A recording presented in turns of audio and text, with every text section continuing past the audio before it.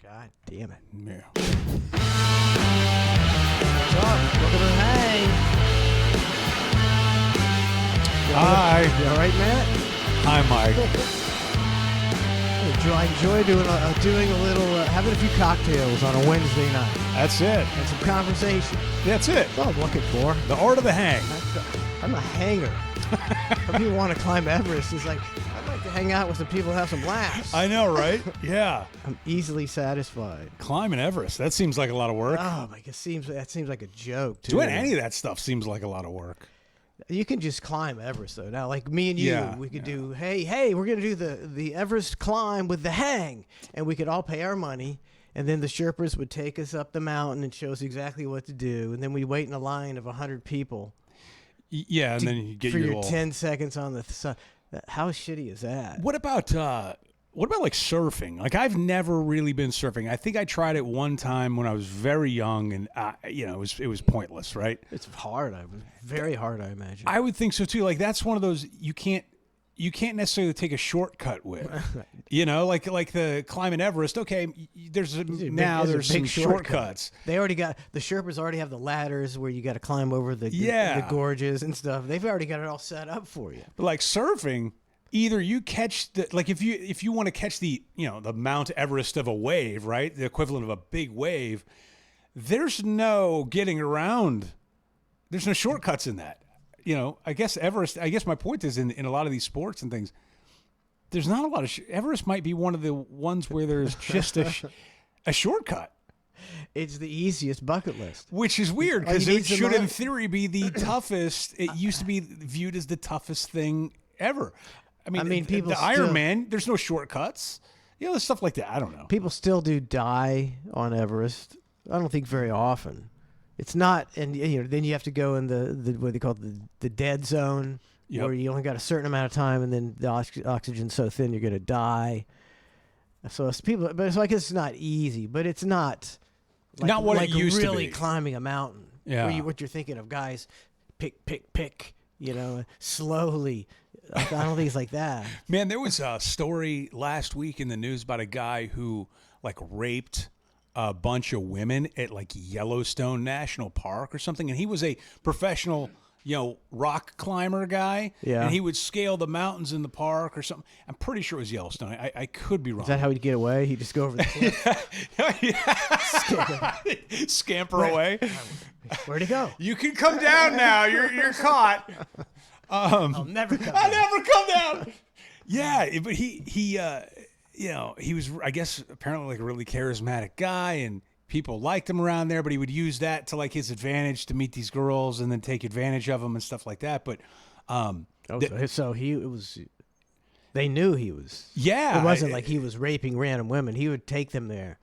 I don't know the whole story. I don't remember the whole thing. The part I thought was interesting was the fact that it was in Yellowstone, if I'm not mistaken. Yeah. It was in essentially a national park. So therefore, the charges became federal, which I never even really thought about, right? But since federal rape is that worse? I guess. I guess so. It became like a You'll have to go to federal prison, which I believe is worse. Yeah, I think it's worse, unless you're some rich guy. Yeah. Then you go to the country club jails. And that's how they dupe you. As America, they just make things a joke. Like Epstein didn't kill himself. Everybody knows it, and it's a good joke. And they say, well, where he's going. He's going to the country club prison. And instead of people going, can you believe they have a fucking country club prison for these rich assholes? White collar stuff. I mean, they don't need to be in with. They don't need to be in with the rapist. Hell yeah. What's his name? The kid touchers need to be in with the kid touchers. He should have been in. You bring up a solid point. He ruined a lot of lives. Yeah, that's true. With his white collar crime. You bring up a good point. Yeah. He should have got a shank. Did he die of natural causes in there? I think he did. I can't remember. I'm always it's always interesting when you hear the stories about the guys getting the shank. What happened with Dahmer. Where he broomstick shoved up him and then beaten or something. I mean, the broomstick's got to be pretty bad. Unless you like it, hey, give me a little. I'm sure they're not just putting it in there. I think they put the like the whole broom up there. Oh, they're just dude. like because they're trying to kill you. So, Yep. Yeah. And then there was the other guy. Didn't the oh man, there was another guy. May have been the guy who was locked up for the gymnast, all the female gymnasts. I think he got shanked not too long ago. Oh, what's his?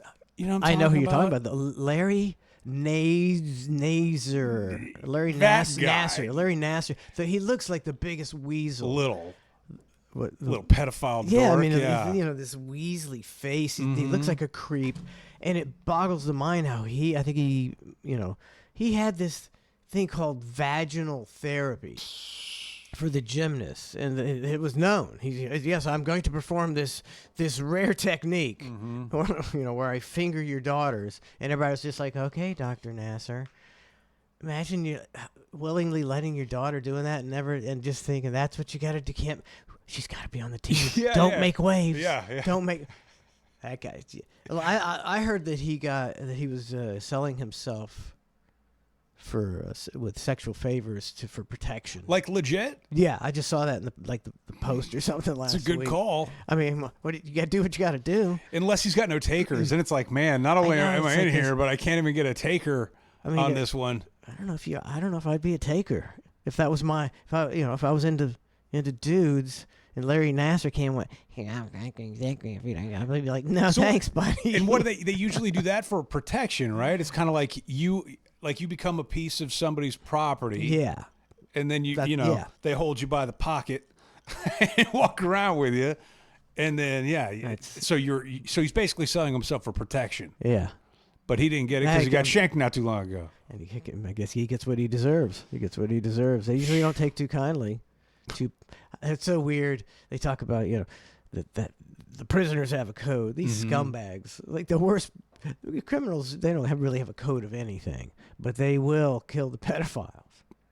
That's the only thing. That's the only code. It's pretty great. Even sociopathic criminals are all right. We're drawing the line. So here's the question: There. If you're, let's say your kid, something horrendous happens like that, right? Like your kid gets touched or whatever, but they find the guy, like a Larry Nasser or whatever, and they put him in prison.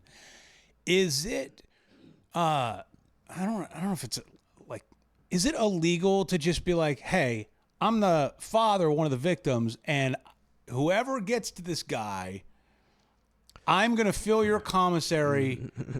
So you put a bounty on his head? More or less. I don't know if you could. I think bounties are illegal. But hold on. But he's in prison. He shouldn't really, in theory, you shouldn't be attacked in prison because it shouldn't be a free-for-all, right? So now, of course, it happens, and I get that. Yeah. But a bounty on something like that, is that a bad thing, or like? For me personally, like, who's going to come down on you? Who's going to, like, the law? So the law enforcement is going to go, sorry, sir, your son or daughter got touched by this guy, and I know that you said that you'd put $1,000 in Doritos in this guy's account, but you can't do that. It's like murder for hire. Yes, I know that very well. But I don't know, man. It seems like there should be a loophole. At least for child predators. Well, here's the loophole. So they arrest you because you can't do that, and they put you on trial, and the jury goes, yeah, not guilty. That's the only loophole you got. Unless you got the juror who's a kid toucher secretly, and he's going, make sure we tainting the jury pool. Set precedent here. You're right. See, I never even thought of that. It'll be a real Supreme Court situation before you know it. Never even thought of that. Yeah. I mean, dude, to be on a jury to begin with is a little, you got to be somebody who's a little, there's a lot. I'm sure there's the few outstanding citizens who are like, I'm doing my civic duty and I'm going to do this. There's a couple normies. I bet it's like Walmart. It's like Walmart, I think. The jury pool is Walmart. Yeah. I mean, everybody goes there. Nobody wants to admit to it. People probably show up in their pajamas and stuff now, and you got to send them home and say, that's not appropriate attire. I'm telling you. Dude, I was listening to that Hunter Biden jury when they got let loose. And, man, those jurors are like, juror number 9 was like, they basically insulted our intelligence. Like you could tell they were not like the evidence was overwhelming. In the Hunter Biden case. Yeah, and they were like, he wrote in his book that he used to buy drugs at the 7-Eleven in Williamsport. Then he gets on the stand, and the defense is like going, hey, he could have been going to 7-Eleven to buy a donut. And they're going, don't insult us. We saw this thing in his book. Like, they gave it a shot. He's got videos. He's got pictures. He documented his entire life of drug dependency. And then put it in a book, and then got hemmed up for some of the stuff that he put, That's right. That's right. I love it. Pretty obvious.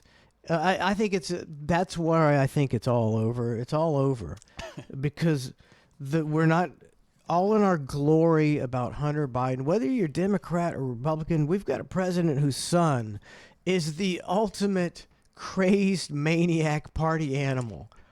I mean, things, he documented his life, and there's a lot of nudity and threesomes and crack. It's like, this guy is he's like the ultimate maniac. It's like Animal House. And it's like, and it's just amazing that we can't make fun of him. No, everybody's like, yeah, half the people probably haven't seen all these fun pictures of him weighing crack and him in his scarf and his underwear. Well, they haven't even seen him because they're not shown around because you're not allowed to make fun now. Of course you're allowed to make fun of him. And if there was any trial I would ever want to be on TV, live stream broadcast, like OJ was a good one. The OJ Simpson trial, watching that every day, live stream on court TV or whatever, that was cool. All right. I admit, I got sucked into that one. There was probably a couple others that I've been like, oh, okay. Yeah. But, man, I wish they would have had the Hunter Biden one because all the embarrassing details and the laptop, it all came out. It was all discussed. And then you got to sit in there and just wear it. And just wear it. And then the fact that he was dating Beau Biden's, his late brother's.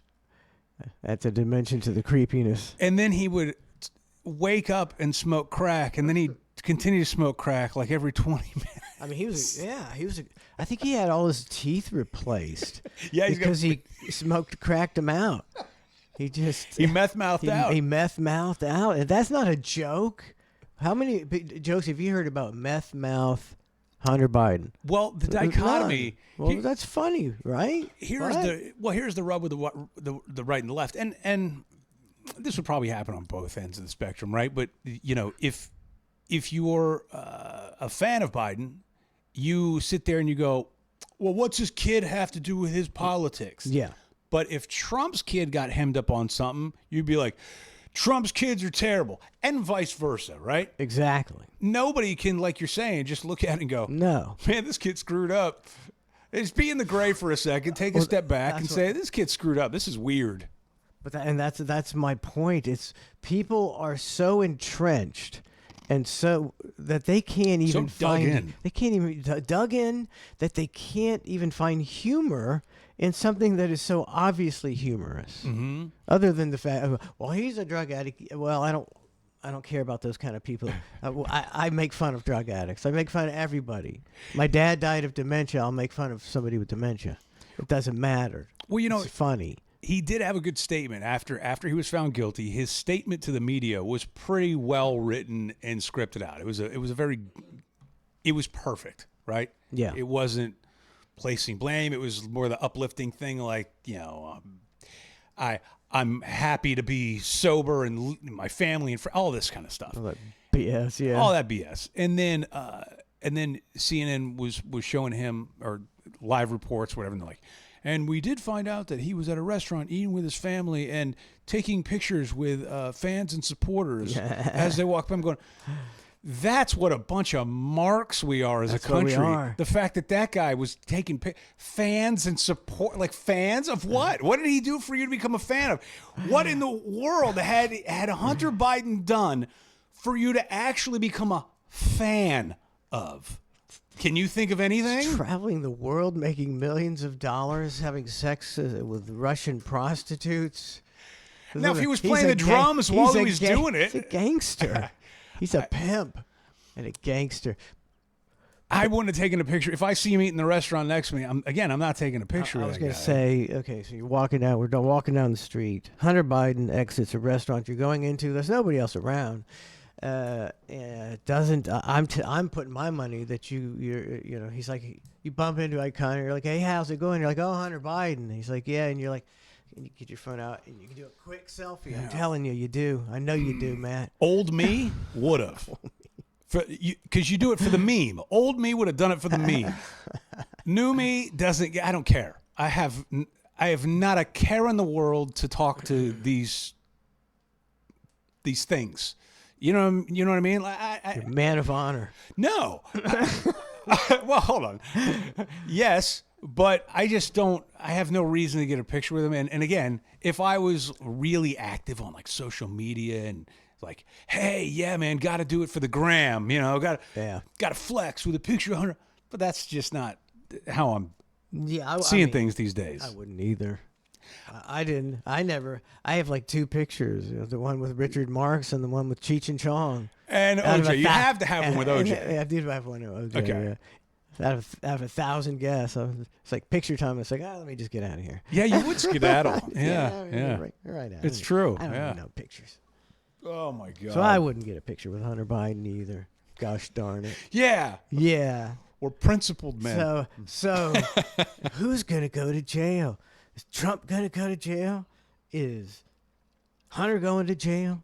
Or is nobody going to jail? And this is all just a big circus thing. Nobody's going to jail. I'm still waiting for the hot tag. I was waiting for the hot tag for a new presidential candidate on the Democrat side. Because Joe's checked out, right? I mean, let's just be clear. Nobody's home. Just nobody's home. Let me see if I got the new one. A new gaff? Yeah, it's a daily thing. Here's a. I don't have the one. Have you seen the one where he's at they're like at the White House and there's the man in the gold dress with a beard and he's wearing a gold lame dress, and then there's Kamala and her husband, and then there's Joe, and then a couple other black men, and they're all kind of dancing to a band. They're all looking at the band, and Joe is like this. Yeah, googly eyed, right? But he's like he's like a cadaver. Yes. And his arms are like stiff. The entire minute's clip, they're just like, he's like this. He's laser locked in dementia. It really is a good one. And the one I saw last week of him looking like he was going to take a poop and then sit down in a chair, and his wife was like, hey, and then they got him out of there. But the MAGA crowd has now done that, and there's clips all over the internet of these compilations of them doing the Biden where they sort of lean down and pretend like they're pooping their pants and then hold the pose for a minute and stare just into nothingness. It's it's great. Let's have some fun. So there's obviously they're going to pull the plug. They're going to pull the plug. I'm waiting for. It's like in wrestling. You get a hot tag. You know what I mean? Like you got to bring somebody else in. You're down and out. You hot tag your tag team partner. They come in, clean house. But because even if you were stealing, the Democrats say they plan on stealing the election. Let's just say that for hypothetical. They don't want to do it with this guy because then it's really not believable. I mean, you're talking about the majority of Americans voting for a man who's checked out. I mean, dude, That's nobody's insanity. home, bro. So they're going to get rid of him. They'll plug somebody else in who just happens to beat Donald Trump because he's a felon, and that's America. Yeah. It is the greatest wrestling match of all time. It is the best Vince McMahon angle ever. It really is. It's so unbelievable, though. It's so unbelievable. People are buying it lock, stock, and barrel. Well, and again, I'm looking forward to the debate. And I did see on social media earlier, Logan Paul, I think, is interviewing Trump. And so of course he is. That's going to be hilarious. Oh, my God. It just keeps getting better, dude. Interviewing Trump. It keeps getting better. I wish I had the dance. This is him allegedly flopping a lot in a very short time. Our president, Joe Biden. Are so damn important. We need you We need you to overcome the unrelenting opposition of the gun lobby, gun manufacturers, so many politicians when they oppose common sense gun legislation. I used to be when I was no longer the vice president, I became a professor at the University of Pennsylvania. Okay, first of all, I don't think he was ever a professor at the University of Pennsylvania. Yeah, because hasn't he been a public servant like basically his entire life? 50+ years. Okay. Before that, I taught a constitutional law class, and so I taught the Second Amendment. There's never been a time that says you can own anything you want. You couldn't own a cannon during the Civil War. Oh, Joe got a pop. You got a pop. It's the first time in a long time.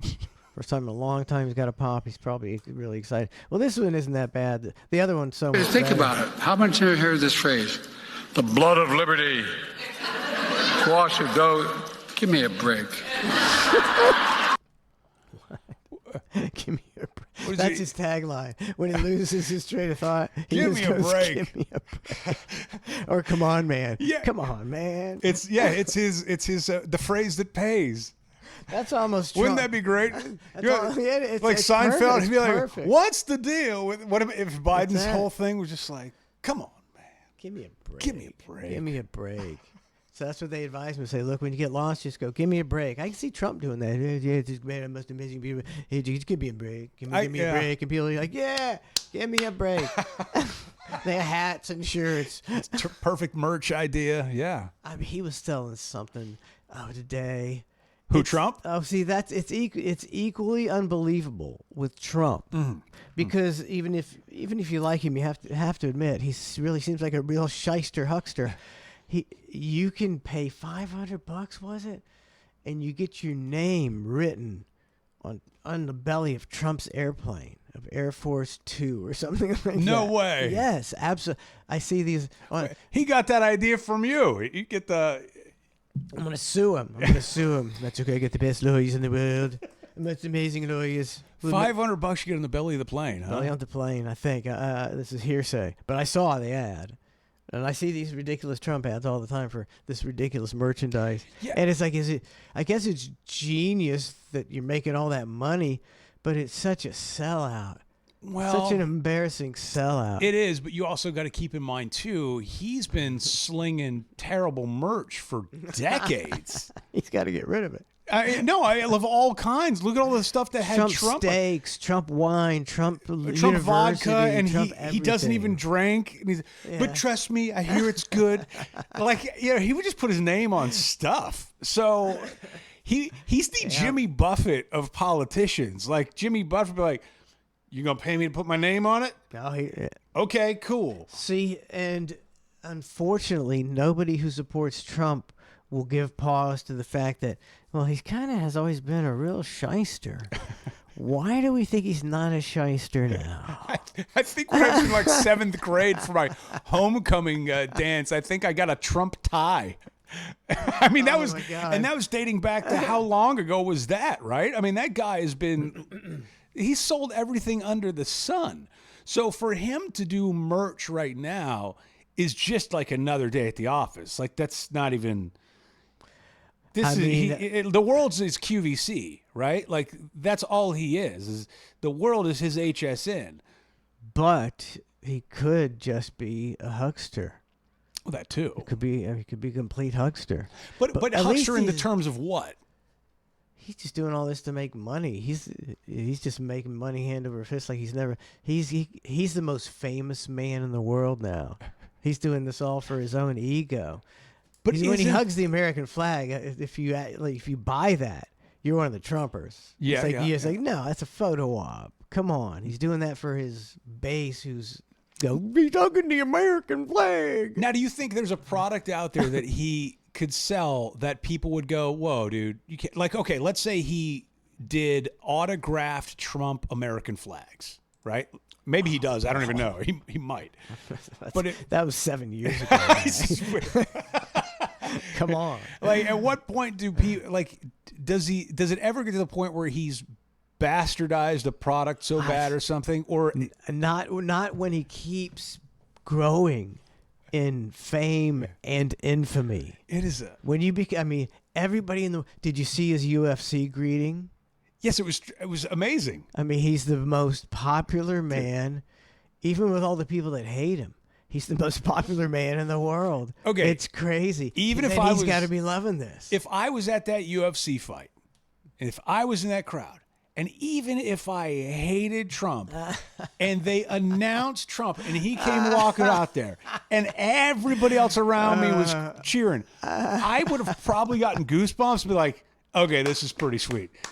Like, let me park this.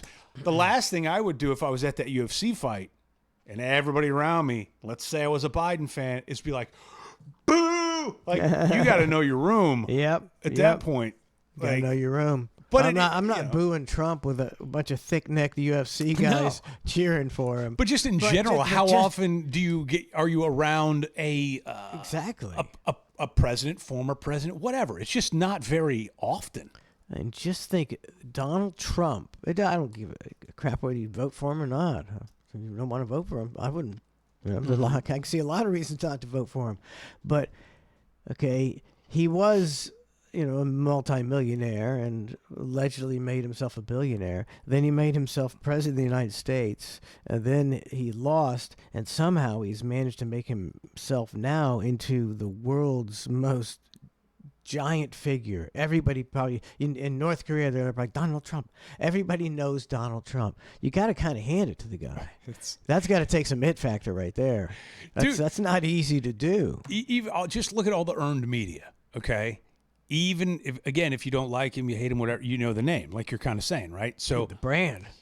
Think about it. CNN played his trial live every day from like gavel to gavel, and all they did was just give him just earned media, just time, just his name Trump on the you can't get away from it. Hell, we're talking. That's why you can't get away from it. I'm saying. Well, going back to that's why I say it's fake because in 2016 when he won, we used to go out to Applebee's. It's the only place around, so we'd always go to Applebee's. And every Saturday night you could sit down at your 8 or 9 o'clock at night. We go there and all the TVs are on CNN, and it's CNN Donald Trump. Just nothing but Trump coverage. Every rally live. They covered every rally live, and they gave him more free. That everybody knows. There's no bad publicity. When you shove Donald Trump down America's throat, they're just going to vote for him. That's America. They're inundated with it. So it seemed intentional to me. They're not stupid. CNN, if they they think, oh, we can't have Donald Trump win. They're preaching that while they're making him win. That shows what hypocrites they are. They just wanted the money. I think statistically, I could be incorrect on this, but traditionally, I should say, not statistically, but traditionally, when you're opposing parties in the office, your TV channel does better, right? It's true. Very true. Yeah, so when Obama was in, Fox News was killing it. Right? Killing it. When Trump was in office, CNN was killing it. MSNBC was, I don't want to say killing it, but doing better, right? Yeah. So it's always the anti establishment party that does better as far as like television is concerned, and probably to a certain extent with radio. Because you got people to rail against, and people need to realize these people are just they're just paid talking head actors. Rachel Maddow, if her boss says, "All right, now this week we got this brilliant new strategy. We need you to love Trump, or you're fired." She's like, "Okay," and she'd be heartfelt loving Trump. Yeah. They're paid actors. Yeah, there's no journalism anymore. If it's Fox News sideshow. If Fox News went to Don Lemon and said, "Hey Don, you want this 9 p.m. slot? Here's the protocol," he would go, "Absolutely." They'd say you have to wear a MAGA hat, Don. Whatever you need. You're MAGA Don. You got it. MAGA Don it is. Because I've been thinking lately, and I don't really like the way the other administration's going anyhow. So this perfectly aligns with my new vision. And then boom. That's what Chris Cuomo did. Yes. He Screw that guy. All the shit that he did with the COVID and with his crooked brother. Oh. He left it behind, and he became a semi-right guy. Look at me. I was a crazy left man. Now I'm semi-right guy. It's I've seen the light. It's so pathetic. So pathetic. I'm a born-again journalist. What an asshole. I hate Born-again journalism, I think, is the best. That's what it should be coined. Yep. Born-again journalist. Chris Cuomo's an asshole. Chris Cuomo. Chris Cuomo's an asshole. I used to, but I did during COVID. I every day when the Cuomo, when he would go on TV, You watch that shit? the press conferences. Oh, the New York guy? Yes, Oh, it was brutal. Those were brutal. they were brutal. But I started to. I was just looking. I think much like America, you're just looking for information, right? And this guy was a governor of New York, and I'm going, and he's on there constantly, and he seemed personable and He's a fraud. Well, at first, that's my point. And over time, I was thinking back to him, going, over time, you could almost see his swagger change. Like he always had some swag or whatever. He's Mr. Cuomo, New York guy. But after he's doing all these press conferences for months and months on end, and then you see his attitude sort of shift and change and all this stuff. And I remember going, I think this guy's flying too close to the sun. Like pride comes before the fall kind of thing. I think so. And sure enough, you fast forward a little bit and, his whole world kind of self-destructed. But I find that happens a lot with these journalists as well, where they fly too close to the sun and they think they're holier than thou. Believe their own hype. And then boom, like That's it's part of it. You can just, some people flame out. Mm-hmm. It's human nature. Whenever you see a congressman or somebody that they get rid of, that's because they flamed out. and then some people continue to fall upward, which is the strangest thing in the world. That's what I understand is, okay, we're getting really conned. But we're getting conned by all these morons. We're getting conned by Marjorie Taylor Greene and by Nancy Pelosi. People that have continually just fallen upward. These people are idiots. Lauren Boebert, Chuck Schumer, these morons. Lindsey Graham, these ard-out mother effers. I'm still having to listen to Mitch McConnell's opinion. Oh, and Mitch will freeze up. I love it. Mitch freezes up worse than Biden. Oh. Mitch is just like, and they have to go, Mitch, and he's like, and he won't come out of it. They have to drag him away like a mannequin. Oh my God! How great would it be to just have some microphones at a Mitch McConnell Joe Biden dinner? Just how horrible would it be? And here's it's the like caveat. having dinner at the nursing home. Here's the caveat: they're not allowed to talk politics. They can talk about anything else. My hip. It hurts bad. Yeah, or you give them 5 topics that are, it's like, okay, talk about your health. How you feeling? Like these are your topics you have to like. You can't give those guys rules. Wouldn't that be great, though? Joe rules. Tell me you wouldn't want to be in that. I was a professor at Harvard. I met a guy named Sleepy Johnson. He's just going to babble. And Mitch is going to... Who was the guy with the hairy legs? Corn Pop. Yeah, corn pop. Biden would talk about corn pop. And Mitch would stare into space and do somebody'd feed him. He said one of his aides would feed him. I mean, it's not believable. The people that are bilking us out of all this money are a bunch of, I want to say the R word because it's really, we're getting bilked by the R's. These people are not geniuses. They're morons. Or are they geniuses? I don't know. You just never know anymore. Manipulate. I think they fell upward and they hired some geniuses to tell them what to do. That's the thing. They fall upward. That's what I think. And they've got a really good crew around them that's helping them fall upward. Because you can't do that on your own. Have you seen Veep? Oh, yeah. So she's got a team of, whatever she's told to do, and the consensus about the people that know tell her to do. That's what she does. Yeah, none of these people know what they do. Which I love Seinfeld, as you know. On a side note, but did you say didn't she call him out recently? She called out Jerry Seinfeld on for what? For his comedy of something to the effect of like. When he said wokeness has killed comedy, did she say something about that? She said something that was interpreted as a little bit like anti-Jerry. And it was like, ooh, Ooh, beef in the Seinfeld camp. Wow, Whoa. that's unheard of. Which- Firing a shot over Jerry's bow. Yeah, like, and I don't know how she meant it. I don't even remember. I mean, it all, that we see in today's environment. So, she may be a little different with him politically, and then it's going to make people respond when normally they would just ignore it. Now she's shooting on him. But Jerry Seinfeld seems like the kind of guy who would probably hear that statement and go, I don't really care. I think he would just brush it off. You never know. You never Might know. eat at him. Eat at his soul. Slowly but surely. So I don't know what kind of I mean, that's more of a right-wing kind of thing to say, that wokeism killed comedy, but a lot of people who aren't that right are saying it now. It's a crazy time. The left-wingers are kind of turning.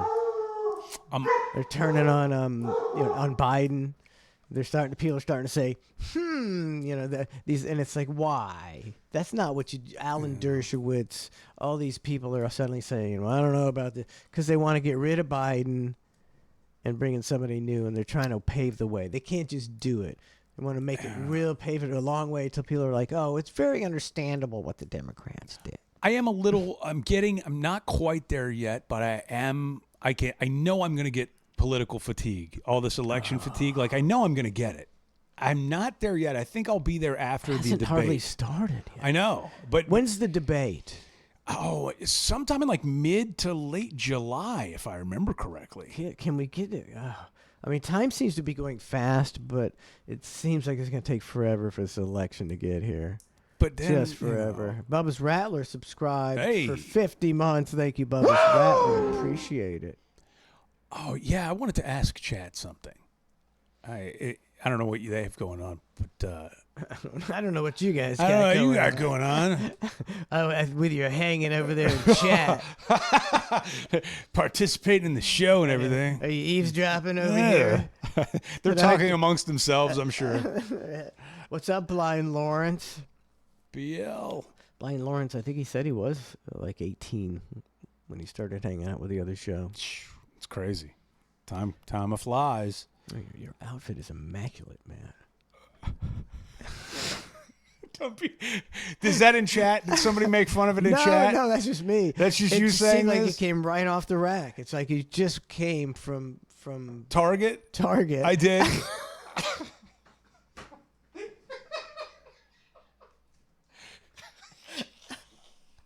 with your Callaway hat and your Prince hoodie. Okay. And your fake glasses. These are real glasses, and I'm having to use them now, which I'm not. I've never seen you in glasses. I've never worn them in here, and but I can see the screen now. Better than I could before. Like if I needed to read something, I could probably struggle. Yeah. Yeah. I mean, it really is crazy how your eyes just diminish over time, and then you put on a pair of glasses and you go, oh, it can always be like this again? I know. It's like awesome. It's crazy. Sometimes I walk around without my, I had great eyesight, fantastic eyesight. Now I walk around going, man, this is just blur city. This is fine. Yeah, I'll just live like this. I can't wear it. I find them kind of annoying, but I'm not used to wearing them all the time yet. But like night if I'm driving, little stuff like that now. But the outfit, yes. So this sweatshirt, my friend. Clearance rack at Target, $10. $10. Now I don't care what you think about any brand, any whatever. This is a fine quality sweatshirt for $10, and I'm going. Well, I guess I got to get one. So that's and yeah. Now if only you were wearing matching blue sweatpants. I have matching shorts for it, but you don't have them on. No. Okay, I could call you Brent Hatley. Do you remember when he come in the all red? When he come in the all red outfit, it's the red hat and the red shirt and the red shorts and the red socks and the red shoes, and it's like, what are you doing, Brett? What is going on here? Pasty the Clown. That's right. Remember the Pasty the Clown outfit? I was like, what is this all about? I forgot about that. And then he would drive his red PT Cruiser.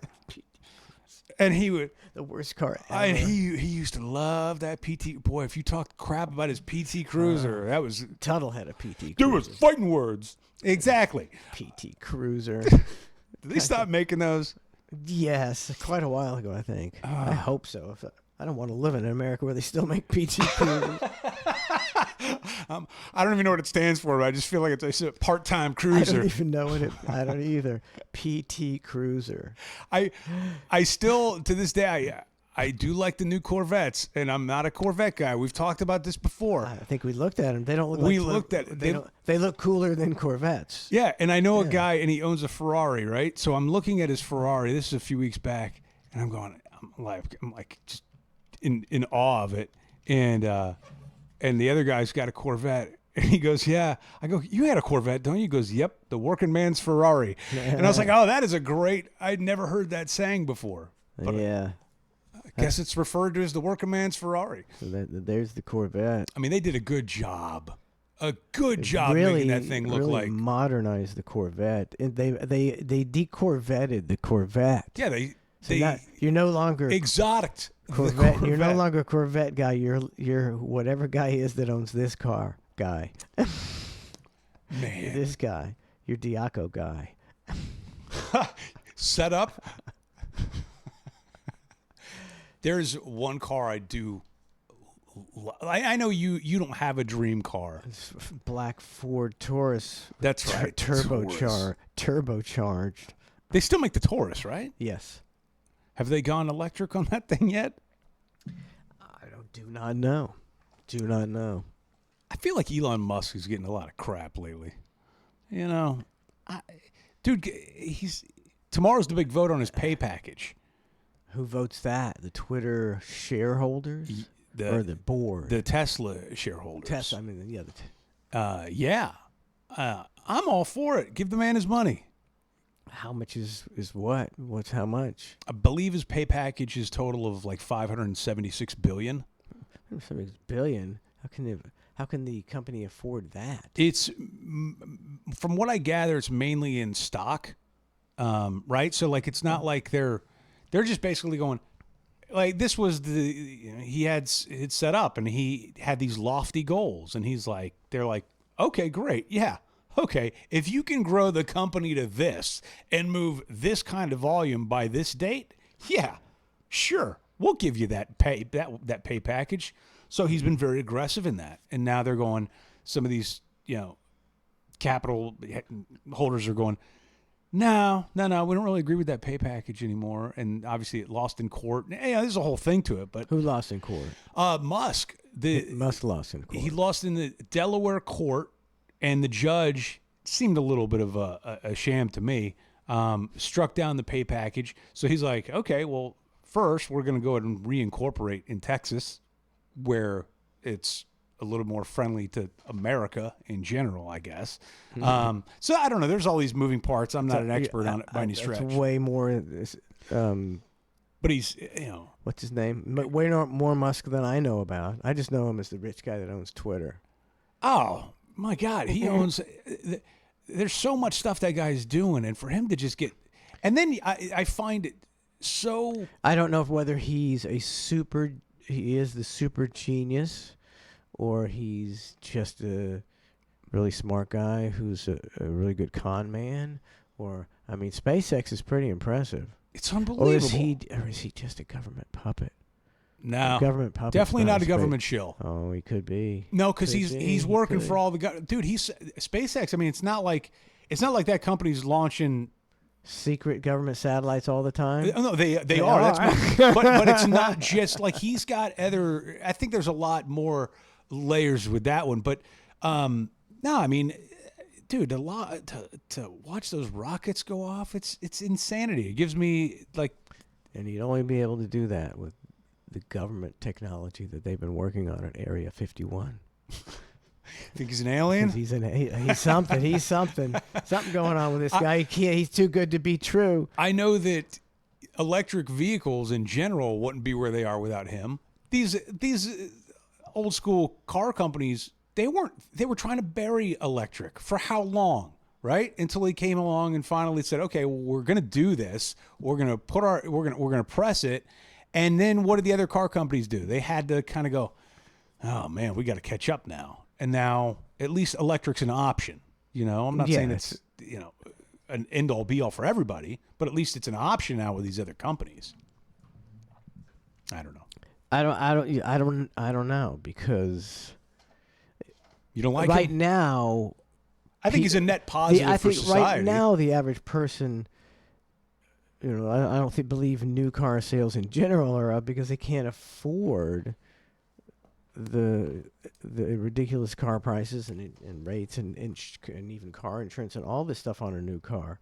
So I don't know how, if it's a great time for any you know, any new technology. Where you got to go ahead. Oh, I was going to say, speaking of cars, do you happen to have your email pulled up? I sent you an email. I don't know if you got it or not. It's Just which one? your cluster F. Okay, gotcha. How did I not get it? Did it not go through? I don't think it went through. Ah, man. How about the other one? Is your email full? Other one. Oh, there it is. Yeah. Funny commercials? Yes. This guy's great. He's a car salesman. At I don't even know what lot, but it's just him. Is this it? Yeah. Which Just one? each one of them, all of them are great. Okay. I guess that's It's just his when style. you can't. okay, so I gotta. Sorry, I took you by No, surprise that's here. all right. Here we go. I think you got it. Say when you can't sleep at night, it's because you're awake in someone else's dreams. Not my dreams. You can go back to sleep. The only thing I dream about is V8s, V8s, and 10s. I saw one of this guy's other ones. Yeah, it's like, I think that's a pretty good gimmick. So look what it's done for him. It's so good. I saw it. You saw it. It's so great. You know, if I was his dealer, So like he- ordinarily an employee like this who goes rogue, you'd probably want to sit down with him and go, "Hey, man, this is not a good look for the dealership." Man, in this situation, you got to let this boy ride. Yeah, that's a brilliant. He's using TikToks to hype his car. He's using girls' TikTok videos against them. Say when you can't sleep at night, it's because you're awake in someone else's dreams. Not my dreams. You can go back to sleep. The only thing I dream about is V8s, V8s, and 10s. It's awesome. Oh, this it? Yeah, there's a couple of them. Yeah. You do not need to add horsepower to your car so that way you can go faster down. Shut up. Your mom's my girlfriend. Hey, this is horsepower. This is a 23 Scat Pack. Come holler. Come holler. Come holler. Oh, this guy's good. Right? Y'all know it's a what good the gimmick. best thing you can do for your Y'all know what the best thing you can do for your man after a long day of work is? You, your sister, and a butt plug. Hey, we got a 2013 Camaro for How's this guy getting away with this? 9,000. Come holler and bring your sister too. Must be his lot. The last one is the best one. It's probably the one that you've seen. Because it's just so good. No, I don't know. Oh, this is the best one. Oh. I really don't know what's gotten into me recently. Not nutrition. Hey, we got a 24 Willys. Just came in. Come holla. Woo! Not nutrition. Not nutrition. Not nutrition. Man, this guy's stiff. That's a pretty brilliant. That's a pretty brilliant deal. It is brilliant because rarely do you find people with an original gimmick. That's an original gimmick. Yeah. Damn. Like now you're going to probably find a bunch of biters doing that too. But in my mind, Yeah. that's the first I've seen of it. So therefore, I think he's the OG of Yeah. it. As far as I know, that's good. That's good stuff. That's out of the box. Out of the freaking box. What's It's a going good on job. in anything happening in chat tonight? I wanted to ask about colonoscopies, by the way. That's what my question was for you Yes. and for chat, Yes. because I am now a man of a certain age. I must get a colonoscopy. Yes, and I went to the doctor yesterday, and they They do it? Did you do it? No, I didn't do it. I didn't do it yesterday, but I got the prescription for it, the referral or whatever. And I was talking, to my family, my wife, and she was telling me how it goes. And it sounds like an absolute nightmare. And she's like, oh, it's not that big of a deal. Well, you won't know it's a nightmare because you'll be nighty-night. On the propofol. Yeah. Which is awesome. I mean, you go right out. Yeah, but then you wake up. I mean, first, you got to drink these things that make you crap incessantly until you're cleared out. That seems bad. It sucks, yeah. Okay, so that part sucks. Sucks a lot. Then you wake up in the morning, you drink another one or something like that. Yeah. Then you go there, you get naked, they shove a tube up your ass. Yeah, way up your ass. Okay. Way up your While ass. you're asleep. Yeah.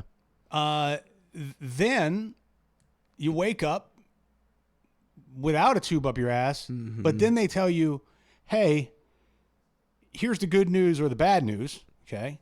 Then they don't let you leave until you fart, because I guess that's part of the protocol, and then you're back to normal. But to me, that seems like a whirlwind. Like that's a weird 12 hours, man. It's not horrible. So you're defending this, but it's not great. It's not ideal, it right? Sucks. It kind of the worst thing is having to drink that stuff and then poop it out. How bad do you? I mean, is it just hours? Like I'm curious. Like, am I going to be able to sleep, or do you just sleep on the toilet? I wish I could remember because it's been a long time since I had a colonoscopy. But I pooped a lot, 5 or 6, 7 times. Is it painful? No, it was like too much liquid poop. Because you got to get everything out. Yeah, it was. Then they blow smoke up your ass, right? See now, or not smoke, but oxygen, the air. I'm going to tell you, you should get a colonoscopy because that's what everybody says. And you're supposed to get. All I know is that Sam Simon had a colonoscopy, and a couple months later, he died of colon cancer. What are you getting at? I got one colonoscopy. And how old were you when you got it? Like 50. Okay. And after that, I was like, I'm just rolling the dice. I'm going to eat healthy and try to exercise. And if I should happen to get colon cancer, I'll go, I wish I'd gotten that colonoscopy. But, man, I ain't going through all this falderall. No, for years, nobody got a colonoscopy. There wasn't even such a thing as a colonoscopy. Just live your life. Yeah, but then the average age was like 40, and now we know why. It's because people had issues. Well, maybe it was better than a bunch of people walking around the nursing home going, I lived the 97. I'm so in such pain. Well, it's just a confusing thing, and then they gave me another option of Cologuard. Okay, so it's a home kit. Yeah. So you basically poop in a thing. Poop in a thing. Yeah. Then UPS comes and picks it up. Literally. UPS. I don't think. He's like, oh, the color guard. What's it called? Cologuard. Cologuard. He's like, no, that's the best part is they don't even know what's in the box because it's like it's an anonymous box. I think it's more anonymous than not, right? Yeah. So these poor UPS drivers, like they don't even I don't think they know that they're toting there around. Would have to be some kind of warning. Doesn't that seem like some sort Human of hazardous waste? But I guess as long as it's taped up or whatever, and then let it eat. Yeah. Cool that is. So your experience with the colon, mine not was as fine. bad as I'm thinking? Mine was, but I've never had another one. Maybe I'm getting in my own head about it. Trace had a colonoscopy for some reason. I can't remember why. And I think he almost died on the table from the anesthesia deal. He's never been the same since. And so I'm not getting any more colonoscopies. Wait, are you serious? Yes, yeah. So he hasn't been the same since his colonoscopy? A little bit different. Like that different. was just a little like more reckless. For real, like a pivotal moment? Or are you fucking with me? No, I'm thinking he seemed to affect him. They say colonoscopy. They say about dying. The anesthesiologist, you don't know what really happened, and that he may have been out drinking the night before and not giving Trace the right amount, and stuff was happening with his heart and stuff. So he hasn't been the same mentally or physically? Mentally. Mentally. Just been a little more careless, a little reckless? A little more... Animated? Unreasonable. The colonoscopy made him unreasonable? Made him unreasonable. I can't even reason with this guy anymore. Well, that's good to know. I got to keep that in mind. Millions of people get them a year and they're fine. Or we think they're fine, unless their family's going behind their back and saying, they're being a little unreasonable. That's why we have so many unreasonable people in this country. All this divisiveness. My dad had a few surgeries. He lived to be 85. And my mom was like, well, after that last surgery, he never was the same. And they say that happens. Not if you get repeated surgeries, especially when you're older. Sometimes, you get that anesthesiology and it's just never the same. And more than 250,000 people a year die from medical malpractice. It's one of the leading causes of death. They just don't tell you because they don't want you to know that going to the hospital is a crapshoot. That's fair. Well, you think the anesthesiologist, which is a great job, by the way. I mean, that, you're not going out of business anytime soon from what I know of, right? Unless you really mess up. But at the same time, how is that a job that has not been taken over by some sort of machine that can just figure out your body, the dosage, all that? Instead, they're putting the human element involved, which, like you said, like sometimes the human element is great. But you never know. Sometimes you want maybe a machine that has it all dialed in and maybe wasn't out drinking the night before. How about some AIV? AI. AIV. AIV, and the heart rate, it knows everything. Yeah. To get the defib, that's what the AI tells me. I would think that would be an anesthesiologist. I feel like would be one of the first positions to be eliminated by some sort of machinery, but for some reason they're like, no, we need a human in here, and we'll trust that human to give you the proper dosage. And the anesthesiologist is someone who was not quite good or smart enough to be a doctor. Oh, that's not fair. That's not fair. I don't think you have to go to school as long. Well, probably not. Because it's like a 1 or 2 year deal. But maybe you also don't have to be buried in debt for the first 30 years of your medical career. Right, so you could party. And shoot people up with propofol. Dude, Michael Jackson was shot up with propofol. We see how that worked out. That was a bad anesthesiologist, right? He was on the phone with his girlfriend. Michael Jackson was flatlining. Babe, you'll never believe who I'm putting to sleep right now.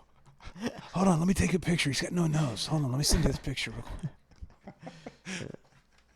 He's out there smoking his cigarette on the front porch, and Michael's burning heaters. Michael Jackson's dreaming of booty holes. And he's dying. Beep. Beep. Oh, that was a bad. That was a corn. I never do the corn, but I couldn't resist the corn. It's good. Sometimes the corn's irresistible. It's good. It's good. That was a good advertisement, though. I like that. I like it. The original stuff. For what? The advertisement for the guy who was taking the clips from YouTube. The car guy. I'm going back to there. A callback, yes. Yeah, the car guy's great. That's good. That's good. I can't wait for him to put out some new stuff. I'm in.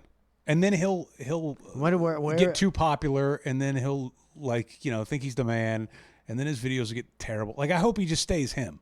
Some people just stay you, buddy. Or is he completely fake? That would crush me. He never mentions the car dealership or nothing. It's just some random guy walking in a car lot making TikToks. He's TikTok famous now. Oh, don't crush it. Don't crush it for me. I need to find this guy. Let's see. This is the thing. Let's see. He's got the dealership logo in back. Where is it? Where is it? Go to the bottom one. Oh, there it is right there. There it is right there. Okay. Here it is right here. Where's the logo? Here we go. Oh, see, man. So it's just Chrysler Dodge. Chrysler Dodge, but there's no oh wait, Doug Tosin. Doug Townsend. Doug Townsend? Doug, what do you call that? Underscore? Yeah. Townsend. At Doug Townsend on, what's that, Instagram or TikTok? Oh, God, we're all... I don't know. No. Yeah, That's yeah. Instagram, I think, right? Yeah, I don't know. I don't really do much Instagram, so... Okay, so never mind. See, I don't care. I was, the Best of the Bay. Oh, yeah. We still working that one? I was going to nominate us. And so I go to the website, and I click a bunch of shit, and I click another bunch of shit, and I go down a whole list and click, and then it says, and I click, nominate, and then it says, sign in with Google. And I went, I won't be doing this. Seems like a lot of work to nominate myself. Well, if anybody else wants to go through the rigmarole of it, we'd be happy to have your nomination at botbtampabay.com. It would be funny. Best podcast. Yes. It'd be funny, even though it's true. It's funny because it's true. And again, much like we said last week, if we don't win or get nominated, it's because the election is rigged. That's just the way it goes. botbtampabay.com. And then if we get nominated, then we'll probably lose in the voting round, but it would be just fun to get nominated, I suppose. Rumor has it that the day after we talked about it last week, that Tubby had it up on his website. What did I tell you before we even... Did I call it or did I call it? Oh, you called it. It's so funny. Yep. Which is funny. See, we're just trying to be funny. That's the best part about it. Like that's funny. We made him do that. That's the best part about it. Like that makes it all worth it. Like to me, like that's, and we won. Like that's right. That's kind of the like the football. Yeah, I'll take that. We don't even have to talk about it at all ever again. That's hilarious. A big time. Worldwide, nationally, whatever, on 9,000 platforms. Worried about two guys, a little old best of the Bay award. Two guys in a computer room hanging the old computer room hanging. Let's get a drink. Okay, we can come back. I can talk about 1,000% lies. Oh, did you do another one? I did. I got through like 8 minutes. It was very good. Okay. I want to talk about some. I want to talk about some of the old lies. I'm all ears, dude. And then we could do it like we did last week. The last half hour of the OT will be us both doing 1,000% lies. Okay. Because it's fun.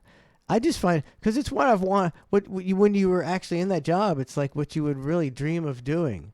Is everything he's just countering everything he said.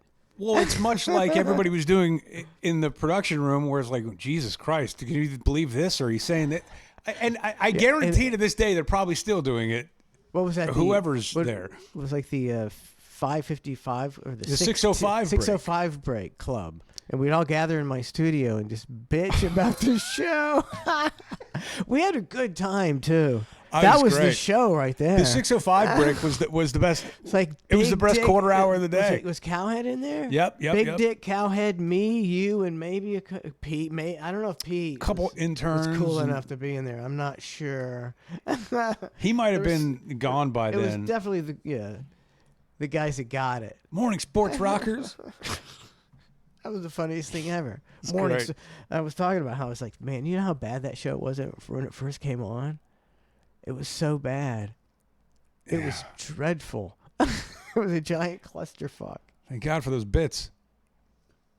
I mean, for real. That's what I said. Not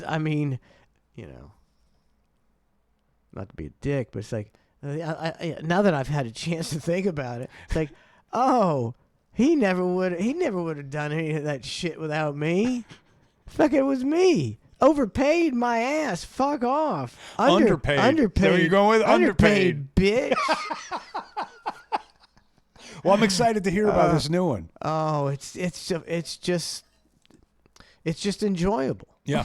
because it's what you always wanted to do back on the old show, and now you do it. He just gives it's like material nonstop because you didn't do it back in the old day. You just bit your tongue. I was a professional tongue biter. Surprised you have any tongue left. That's what I call myself. I said I'm a professional tongue biter. And now I talk like tongueless Brett. And we'll be right back after we eat a cocktail on More of the Hang. Uncle Ned, we want a story. Oh, great. What kind of story? The Three Little Pigs. Ah, the classics. Now let me snort up this Adderall and we'll get started. Yay! That's good shit. All right, where was I? Once upon a time, there were 3 little pigs. They lived at home, and they spent all day playing Fortnite and jacking their nasty curly-cute pig dicks to boars on sows. Gross! But don't be so judgmental. Everybody's got their kinks. Now, these pigs finally got kicked out of their house, and they started to build their own houses. And the first little pig built his house out of straw, because he was a lazy piece of shit. You don't know that. He can be on the spectrum. Bullshit. He can have a disability. Hogwash. This pig was living off the government, and he was worthless. So when the big bad wolf came upon the first little pig's house, he said, I'm going to huff and puff and blow your house down. Why? Because pigs are lower on the food chain, so he was going to blow their house down, and he was going to slit the piggy's neck with his wolf claws, and then eat his way through the pig's rectum to the delicious entrails. Eat the pigs? That's mean. It's called the circle of life. Ain't you ever seen the fucking Lion King? That's a hate crime. I hate crime. You're full of shit. Okay, all right. I'll give you the snowflake version. Okay. Here we go. The wolf wanted to blow down the piggy's house because he was Antifa, and the pigs had all voted for Trump. No! But before the big bad wolf could start blowing, the first little pig ran away to the second little pig's house. Now, the second little pig was QAnon, and since he was so busy selling MAGA hats, he built his house out of sticks and branches. Cutting down trees makes global warming. Oh, global warming! Oh, jeez. You've been listening to AOC. What's going on? This pig didn't give a fuck about climate change. So the big bad wolf called up Greta Thunberg, and they both began to huff and puff to blow his house down. Did they have masks on? They didn't have a mask on. You can't blow down a house wearing a mask. What are you talking about? Mask holes! Mask holes? Believe the science, doodlehead. Jesus Christ, what a bunch of fucking Fauci marks. Okay, so the wolf was triple masked, and Greta had a hand sanitizer suppository shoved up her ass. Were they 6 feet apart? Jesus Christ, yes, of course they were. And the wolf hadn't hugged his grandma in over a year. And he got arm jabs from all 3 experimental vaccines. And he voted for Sleepy Joe 8 times through the mail. You happy? No. Whatever. Both piggies decided to make a run for it and sprinted to the third little pig's house. What's the matter, pigs? The wolf cried. Afraid of a libtard? So now all the piggies were in the third piggy's house. Now this piggy was smart. He was a structural engineer. How did he get to be an engineer? He went to pig college. Sounds like pig privilege to me. Pig privilege? It was a pig supremacist. A pig supremacist? Have you been watching Anderson Cooper again? Jesus Christ. So the wolf, who was gender fluid naturally, sauntered up to the third pig's concrete fortress in a delightful little sundress. But before he could say anything, one of the piggies calls the big bad wolf the wrong pronoun. The wolf was outraged. He screamed, "Transphobe!" and threw a Molotov cocktail through the pig's window. The 3 little pigs were trapped in a giant brick oven. Yay! Exactly. People who believe different than you should be killed. Now, when the fire burned out, the piggies were cooked to perfection. The wolf dined on their carcasses for 3 days, and the police couldn't arrest him because he declared the forest to be an autonomous zone. Wolf was not. WLM. WLM? Sirens or Byrons? Sirens or Byrons? That's the first sensible thing you've said all day. So after he ate the piggies, the wolf decided to take the Wolves' Lives Matter movement nationwide. And he made $50 million in donations, which he used to buy Bitcoin. Now he's the richest fucking wolf in the world. And in 2024, he's voting for Trump. No! He's not woke. Cancel the wolf. You ain't canceling the wolf. Get the hell out of here with your snowflake bullshit.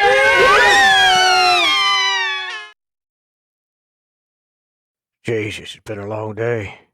Time to smoke this crack rock I found in the bottom of my dresser drawer. Uncle Ned! Jesus Christ, you scared the fucking piss out of me. What do you brats want? Tell us a story. Oh, jeez, can't you just go stare at your phone like normal kids? No. Tell us a story. Tell us a story. What kind of fucking story you want? A Bible story. Oh, well, you're in luck because I love fiction. Here we go. Let's start with Genesis. In the beginning, there was nothing. Nothing existed at all but God. Who made God? Well, that's a pretty good question. Did God have a God? Did God have a God? I don't know, maybe. Does God's God have a God? Did God's God have a God? That's some deep shit. You guys been getting into my gummies again? No. Yes. Nobody likes a narc. All right, now quit asking so many goddamn questions. In the beginning, there was nothingness. Only God. And God said, this is boring as hell. I'm going to get out the 3D printer and make a fucking universe. Did God say Of course he did. He did? Well, yeah, God invented fucking. He did? Damn straight. Think of all the horrible, disgusting, nasty, vile, perverted things in the world. God thought of them all. 2 squirrels in 1 cup? 2 squirrels in 1 cup? What a sicko. Anyway, one day after a trillion years of twiddling his thumbs, God threw some magic dust up in the air, and voila! He created the heavens and the earth. Like magic? Exactly. 100% fake. Just like your grandma's knockers. God. Anyway, it took God 6 days to make the heavens and the earth. And on the 7th day, he lit up a big fatty and binge-watched Game of Thrones in his underwear. Actually, it was a Game of Bones on Pornhub. No. Oh, yes, it was. Gods are filthy. So God rested on the 7th day, and the next day he made Adam out of some clay. But after about a week of watching Adam sit around and jack off 24/7, he said, I guess I better give him a chick. And he created Eve and gave her big, luscious breasts. And he said, Adam, whatever you do, don't touch those big, juicy watermelons. Were they seedless? Seedless. Not for long. Not for long. And then he motorboated the shit out of those babies. And, amen. Amen. What's that smell? Poopy pants. Get the hell out of here with your poopy pants.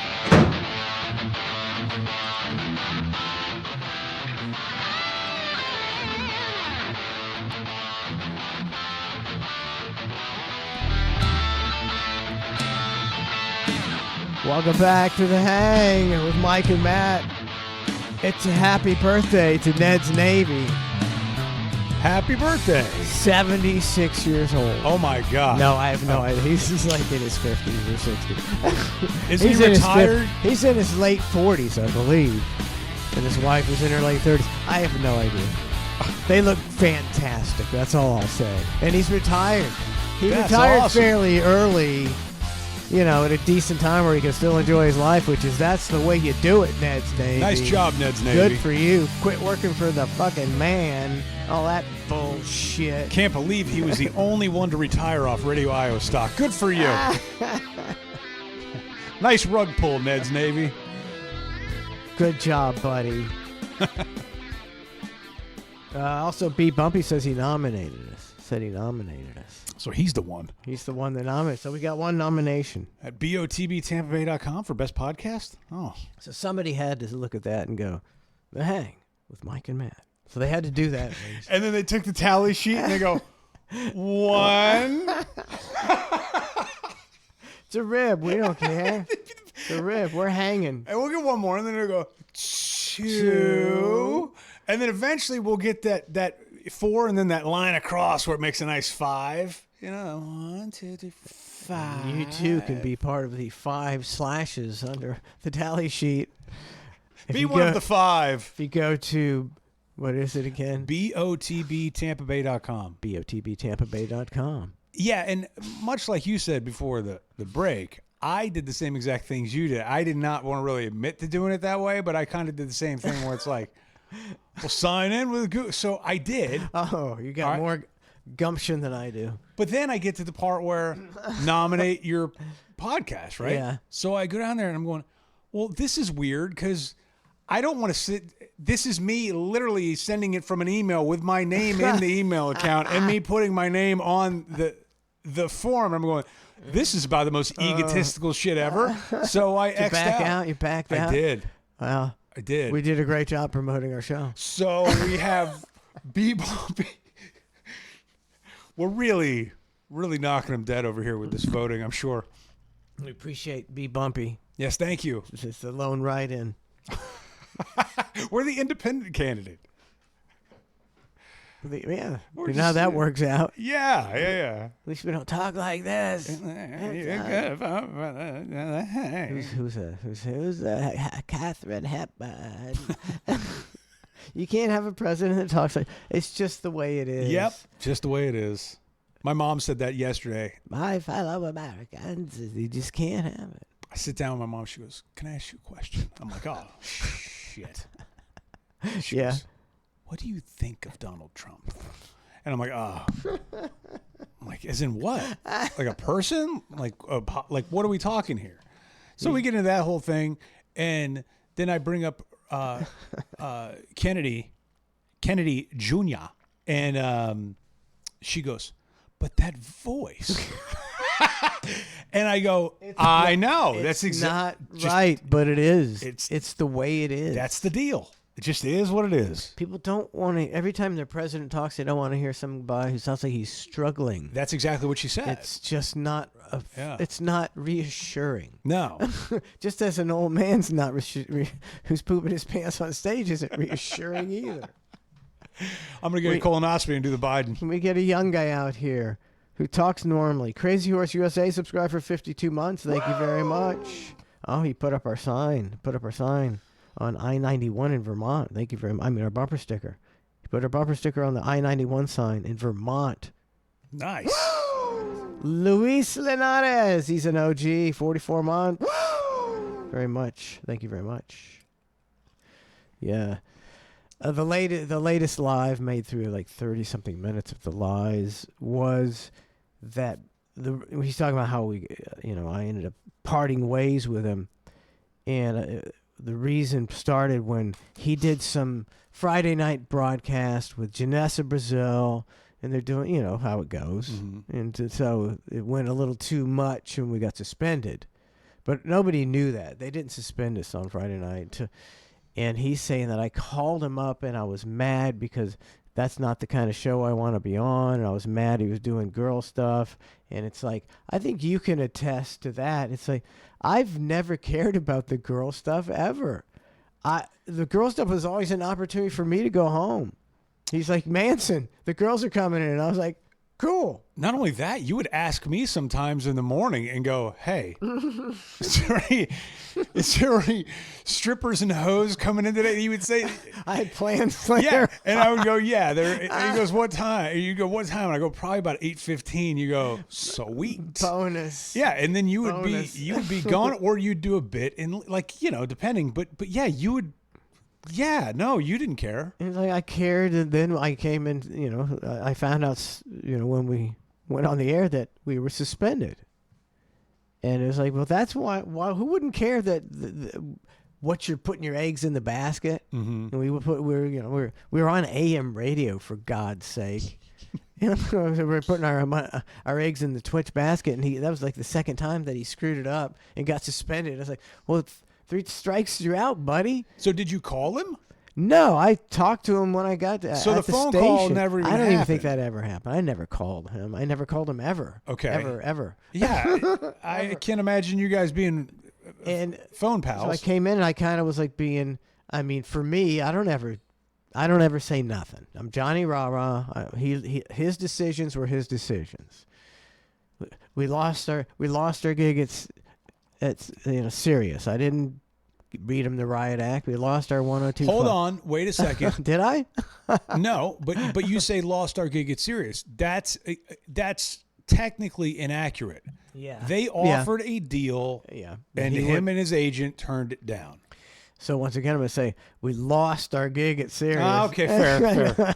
Looking back, yeah. Fair. In that terms of so lost, he blew yes. that deal, which was working for Howard Stern and touring the country as national celebrity, radio celebrities wasn't good enough for him.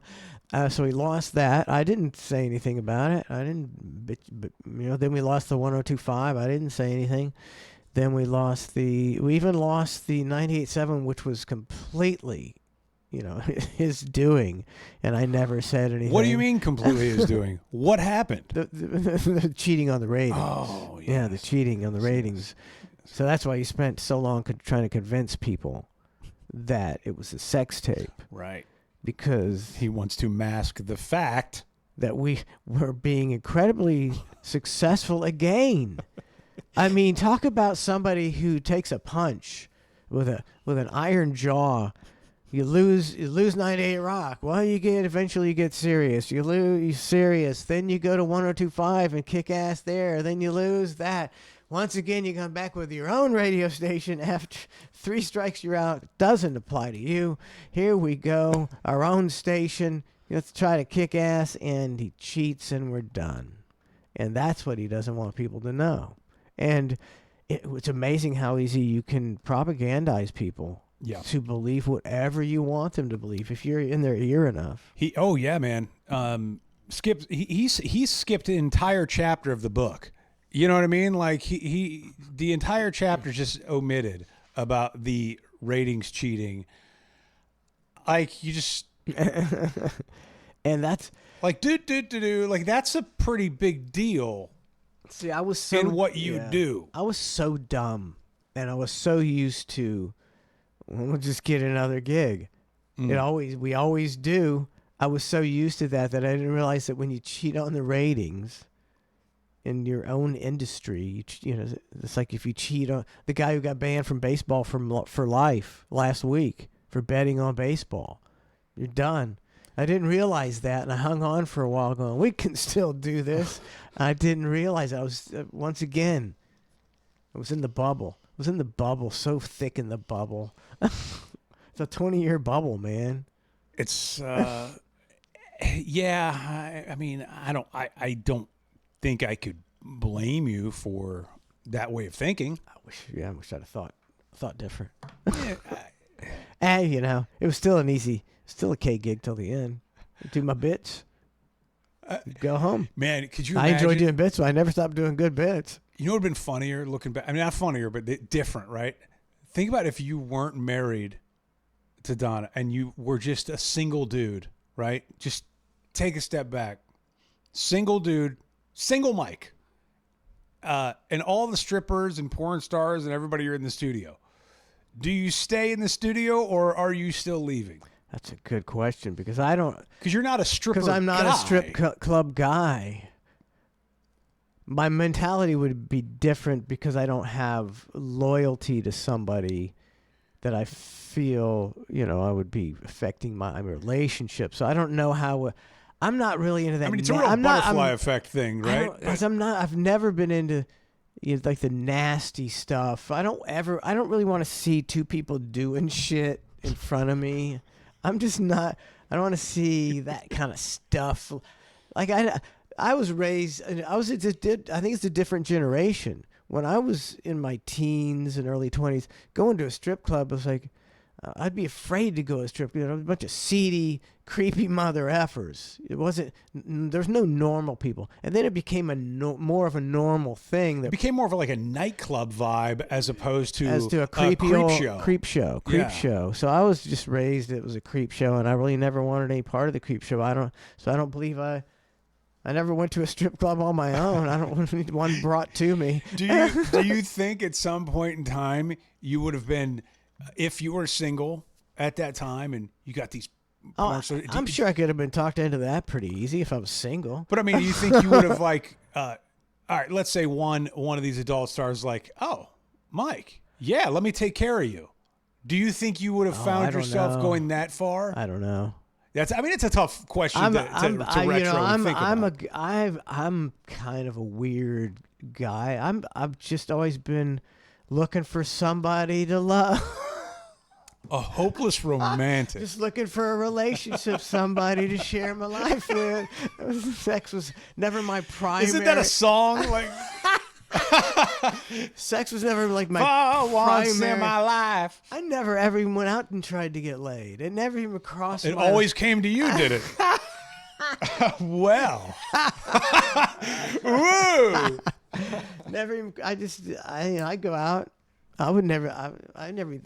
I would guess I was just shy. I was never going to talk to women and try to meet women.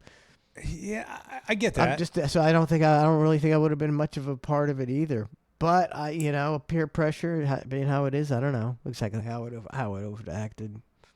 But but being in there with him, that's just a bad deal. It's not a normal deal. Definitely not a normal deal. Yeah. Definitely not a normal deal. But so you had fun on this 1,000 Lies? Oh, yeah. But the one before was the Trace one. He was telling a bunch of lies about Trace. And then he really was harping on the fact that I didn't want him to be doing girl stuff at all. And the only time I was like, just don't do stuff that gets you suspended. That's all I think I was like, this is like for the first time in my career, I was like, this is bullshit. Like that, which I don't do. He's my boss. I'm not going to do that. And I should have. I probably should have done it like 5 or 6 times before. What the fuck? Why are we leaving Sirius? What the hell? Why are we isolating ourselves here at 102.5 and being the outsiders that are going to be easily fired after we build the station into a juggernaut? Wait, so on a side note, and I'm trying to remember the time. I think I know the answer to this one, but just so I'm clear, was Brent already gone by this time, or Brent was still there with the Janessa Brazil suspension thing you're talking about? Probably gone. Okay. He was gone. The voice of reason? He must really hate Brent, which is understandable. I don't know what happened with that. Dude. I don't know, but I'm saying he must because Brent's obviously available.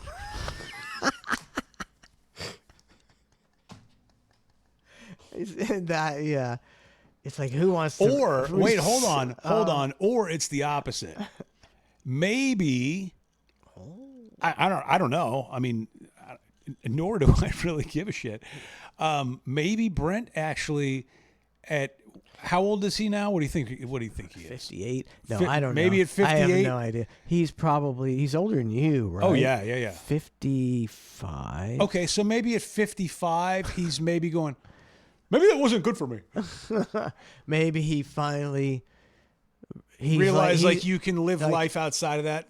I believe he's been on there a couple times. Oh, okay. But that's him using Bubba to get whatever he can out of it, Oh, like a promotion thing? I'm sure it's just him, yeah. I see, okay.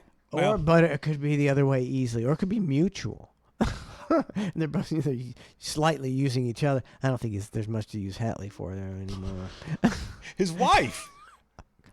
Lordy. No, I don't mean that in a bad way. I mean like that's the because she bangs people. Yeah, for free for rubles. For rubles. They're getting it. He's got connection. I got connections with the Russian porn industry. Streaming in Moscow right now. Solid. We're on only rubles.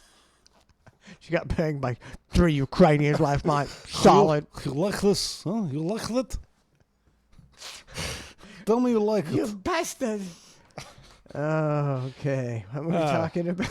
How did we get on that? I don't know. It's turns. So if I ever get through the Manson Bubba breakup, I'll move. There's so many options because he puts all that stuff up there as like the Tyler Bubba story because he doesn't talk to Tyler now. Okay. So that's always interesting to hear his version of how the sociopath was wronged by his son. That's always fun. And how people will believe exactly what he says. There's a great saying. It's stay away from people who act like a victim. Oh my God. In a problem they created. I actually said that. No, I'm just kidding. But anybody on the show could have said that. Yeah, stay away from people who act like a victim in a problem they created. very apropos, right? And then Very apropos. like that's all you need to know. But yeah, so anyway, so he's not talking to his kid. It was good to stay there for a while, though. Huh? It was good. It was a good ride for a while, though. Sometimes you can ride that guy. Yeah, it's a good ride for you. Well. I mean, there were positives, no matter how you slice it. Oh yeah. Performing in front of thousands of people. Yeah, I mean, like I told you the other week when I was talking to that girl, her and her husband, they're from Canada, and I was telling her the only time I've been to Canada was for the Calgary Stampede. Yeah, and I didn't tell her like what we were doing. Like I didn't tell her any of that. I didn't get into minutia, right? She goes, "Oh, that's a big venue," and I'm thinking, I'm going, yeah, that was a big venue, but I never really got a chance to look around it, and I never took all of it in. I didn't. I didn't. I'm thinking about that right now. It's like I can barely remember being on stage in front of 5,000.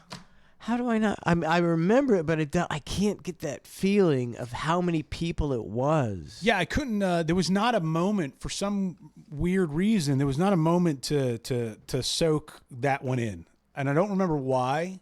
Maybe it was just timeline. It's too big, maybe. For people who weren't used to it. I don't know. I didn't soak it in. Yeah, I always think I was thinking about that. I had a great time. Yeah, I just don't know if I soaked it in. Soaking in the moment sometimes is funny. I equate it to sometimes you see a basketball game or a football game. You could see a championship game, right? And you'll always have the player on the losing team do that move. Some will take off their helmet and just kind of sit there, like heartbroken, right? At least that's taken in the moment. Sometimes you'll have those players that go and they throw down the helmet and they immediately leave the field, right? And I often look at that and I go, they're going to regret that moment 20 years from now, because even if they win or they lost that game, man, sometimes you almost need somebody to tap you on the shoulder and go, hey, man, enjoy this. Even if you look around. Look around, you're in the national championship game. Yeah, okay, so you lost, right? But take in that moment. And that's something that, you and I both are not the best at, Obviously. Did we play Calgary, was it? I think it was Calgary. But, and to this day, I probably need to heed my own advice. But there's been certain situations you go, oh, this is kind of cool. But you don't really soak it in, And I don't know how many people do, but it always pisses me off when I see these players. I go, man, they're missing out on a prime moment to just look around and go, whoa, I made it to the national championship game. Like, this is pretty cool.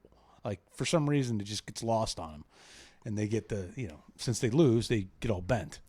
I'm trying to think. I think I might be, I'd probably be that way, though. Because if I made it to the national championship and lost, the best day of my life was when I finally kind of forgot about it, because I would relive it in my mind all the time about how I should have done this and I should have done that and I lost. So, or you'd be like, man, I can't wait till NFL draft day. Yeah, I might not go first round, but damn it, I'm still getting paid. That would make it easier. It would make it easier. It would make it easier. Yeah, and now with those kids getting paid with these those deals, it's kind of ruining college. It's going to be interesting because everybody's NIAs they call it. Yeah, and all these kids, like if they're smart, they're going to take a page out of the old Conor McGregor book, and you're going to find these kids that start having more attitude, more flair, more like machismo, more swag. They're going to try to look for those outliers of all these. I'm Mr. Dynamic Personality, right? Like, and they're going to cherry pick these guys.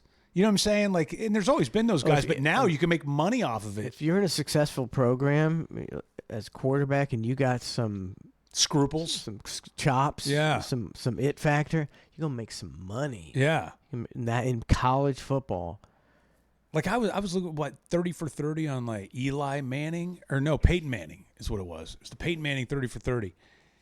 And yeah, I get it. I mean, he was a great quarterback, but man, he didn't seem like he had much personality at all, right? It was that kind of dumb country boy, kind of Yeah. That was his gimmick. I think it still is his gimmick, right? He's kind of funny though. But he's funny. He's kind of funny. Like on SNL, he usually does a good job. But if he would have showcased that at the college rank in the day and age and the era of these deals going on, like that would just take you to a whole nother stratosphere of making money and getting in with the populace. So now basically we have just the NFL, which is a pro league, and college, which is a pro league for some of the players. Some players they making dick, and I don't know how that works as a team. If your quarterback is making $1 million, these kids are making some bank. I've seen some Lamborghinis being driven. And these kids are making bank, and you're the right guard who protects the quarterback. And you are making dick off of AI or IA or NIA. That's where you've got to be one of these lumbering. You got to be one of these lumbering jackasses, and then you also have to figure out a way to have a dynamic personality on top of it. But if you don't, how much of a teammate? You might be resentful of your quarterback. That's not a good chemistry in the locker room. I think eventually it's going to cause issues. I'm out. I'm out on all sports. I think it was look, dude. There was players, I think it was the University of Florida. This is years back when I was going up there and just visiting friends or whatever. And you'd see, like, I want to say his name was Jaquez Green. He was like a wide receiver or whatever. But this dude was in college and he's rolling by us in some pimped out ride. Yeah. And it's like, okay, I mean, clearly it appeared as though the college system was, it's always been rigged with money and getting players. It's just a matter of how they do it, right? Yeah. So I think they're getting more money now. I don't think they were getting that kind of money, but they've always. If you see the Miami Hurricanes, it was ridiculous the amount of money they were getting from boosters. Which I don't know if I'm mad at it, jealous at it, don't care. I'm not sure. I don't blame these. I don't blame them. I don't blame them. Yeah. Like, Who's not get gonna yours. do that? Some rich guy comes up to you. You're playing. All you do is play football. Some rich guy comes up and says, "You need a car." I love the way you throw that ball. Yep.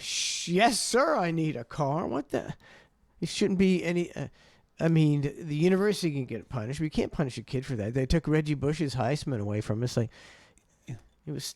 He may have taken money, but he was still the best running back in the whole damn league that year. And, you're talking 18, 19, 20, 21-year-old, guys. Look, dude, you're you're not fully formed. It ain't happening. You're not all there. You're going, whoa, like you're lost in the moment. Like, that guy's blowing smoke up your ass times 10. Everybody's kissing your ass. All the professors are going, hey, man, it's cool. Let you slide. Just like everything around you. Matthew, I want you to come with me. We're going to go up to the bar here with some of my friends in the Booster Club. Oh, Booster Club. That's nice. What's a Booster Club? I'm going to buy you. No, never mind. We're going to buy you a drink. We're going to talk to you, man. But I'm too young to drink.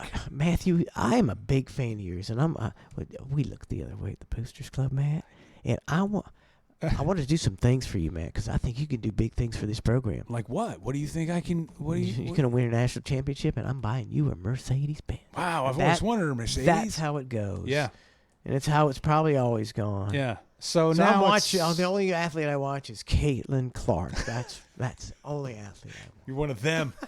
The UFL. I mentioned the other week the UFL was terrible. Right? I watched it, and I've seen more people at a high school game. I mean, the play wasn't bad, but I'm saying, like, the crowd. I watched a little of it. And I watched last weekend.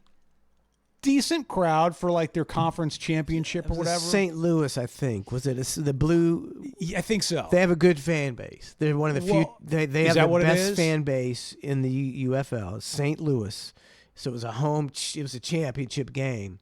So they had a decent crowd, but you got to give it to them. They had a decent crowd. I don't know why it hasn't taken off in other cities. I'm digging this super challenge. What's the super? I missed that. The super challenge. Super challenge. So this is the thing. This is where like some of the XFL stuff bled over to the NFL eventually, and all. Like I feel like the super challenge is a completely great thing to have, and it's basically you get your challenge flags right now. Yeah. Okay, the super challenge is you can throw that super challenge and challenge anything on the field. Okay, so not just challenge flag if holding, it's like, that wasn't holding. I'm throwing my challenge So flag. you can do a penalty challenge, which you're not allowed to do. Or, I'm sorry. In the NFL. No, in the NFL you can't. But you can- can with a super challenge. Yeah, the super challenge, and Yeah. I think you get one of them. And you can challenge anything. Let's say there's 5 penalties on the field, and maybe the ref didn't catch one, but there's another one that your spotters caught, right? And they're going, throw the super challenge. And they have to review everything on the play. That, to me, is pretty sweet. I like that idea. A lot of reviewing. That's and then more reviewing. It is kind of cool though. It's kind of it's different. It's cool. It's a good idea. It's I out think of it's the a box. good idea. You know, I don't know. It made me not hate the UFL. I watched it a little and then I turned the channel. How long did you make it? 10 minutes. I can't. I couldn't do it.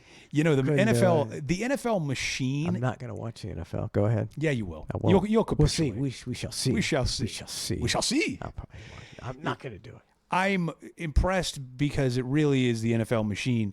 Like part of the whole vibe with the this league that's playing now is okay. There's not a bigger of a crowd, but they're still using the same camera angles. They're still using great announcers. They've got the packaging. They got it. But the NFL, it's the crowd. There's The energy. There's this thing around it now where everybody, you can't wait for football, myself included. I'm not even a huge fan, but I cannot wait for football season. And I think it's just because they've sucked me into their machine. And and I'm very basic on it. And I agree. I watched, when Baker came, kind of got me into the Bucks. Mm-hmm. I was like, hi, this guy. I see his commercials. He seems like a funny guy. He seems like a decent guy.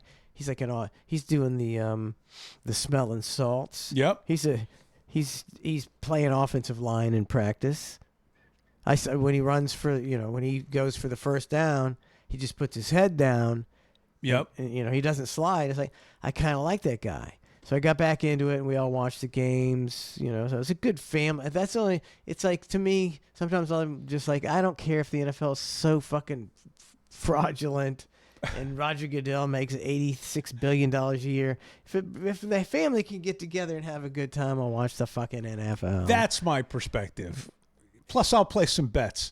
Oh, that's the only Matt, it's time for intervention. Football it's time season, for baby. Hard Rock app. Here we go. How much did you lose last season? I don't even know. I don't know. Were you in the negative or even or positive? I was probably... Let's be real. Slightly?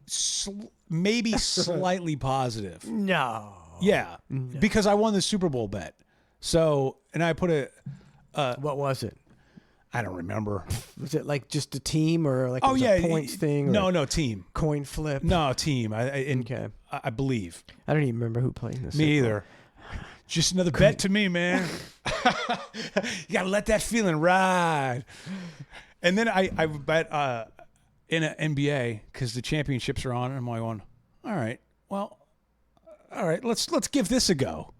I lost that one, and then I was like, well, oh no, I won game 1. Yeah, Celtics so far like 2-0, right? 2-0. Yeah, I think so. So I won game 1. So then I'm going, all right, now we got to let it ride. Yeah. So I let it ride, and I go, I'm going to take the over on points for game 2. I think the point total was like 209.5 or something like that.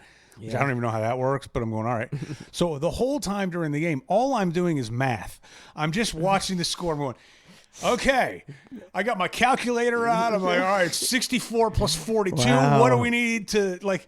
And I'm going, just score. But people you have a problem, man. Well, you have a problem. Well, people told me always take the over. Now these people are degenerates, and that's okay. But they're always like, basketball or football usually take the over. So I was like, I'll take if that was the case, then that's why I lost, my friend. Because the point total, I think it came in at like 207 or something. In the last 35 seconds of the game, all this player's doing is running around trying to not get the ball, not get fouled. I'm going, shoot, foul him. No, nothing. And down the tubes. So does now my daughter's starving. Does it make sports more exciting for you, or does it make sports more miserable for you? More exciting. Okay. Yeah. Well, then it's worth it if you're able to stay within your limits. Yeah, I'm not. I'm not betting. Yeah, it's just, I don't know. It's tempting though. It's tempting. I'm telling you, it's tempting. You should do it. No. Do you think you'd get wrapped up in it? I mean, I do FanDuel. Okay, that's right. I don't get, you know. You don't go crazy on it. If I win, I win. I usually lose about $30 a year on it. Oh, okay. So yeah, it's no big deal. But if I start getting in the game, if you see it's when you start betting like $100 and losing 100, then that's when you start going, I gotta get the 100 back. Yeah, that's when you start. Ned's Navy, happy birthday, by the way, says Brent is 53, my age. So Ned's Navy's retired at 52. Man, God bless you, Ned Navy. Son of a bitch. Retired at 52. I think he had his own business. That's tremendous. Son of a bitch.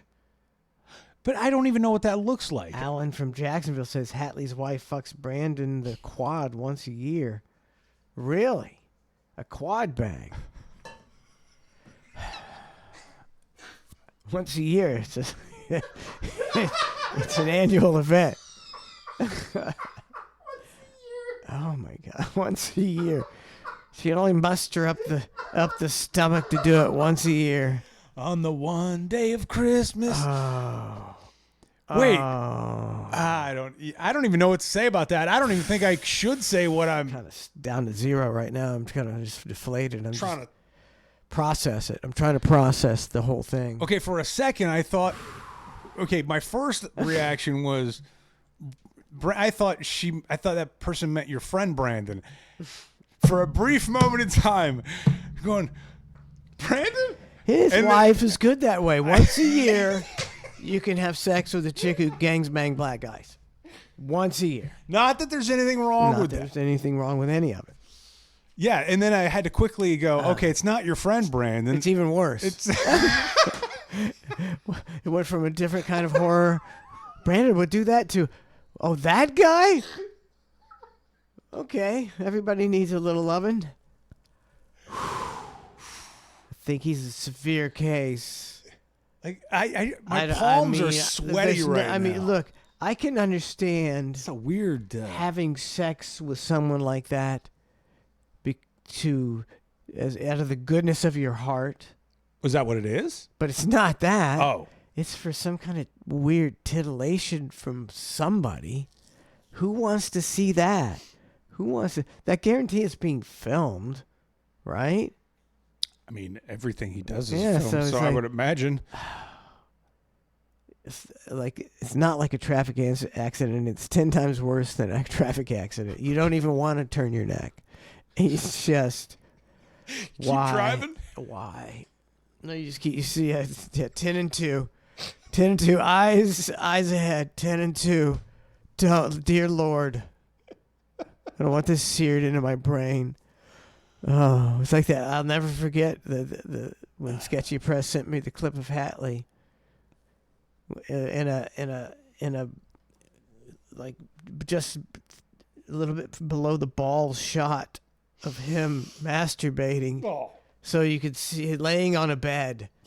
So you could see everything. You see his whole gut and his face. And it's a nightmare. And I'll never forget it. I'll never forget it. And I don't understand why anyone would ever film such a heinous act. I've never. It's like some who wants to see that? What? Somebody paying to see that? The fact that you used the word heinous. Such a great word. Good God Almighty. Never recovered from that. Took me weeks. Donna's like, is it me? And I was like, no, babe. I may never get an erection again.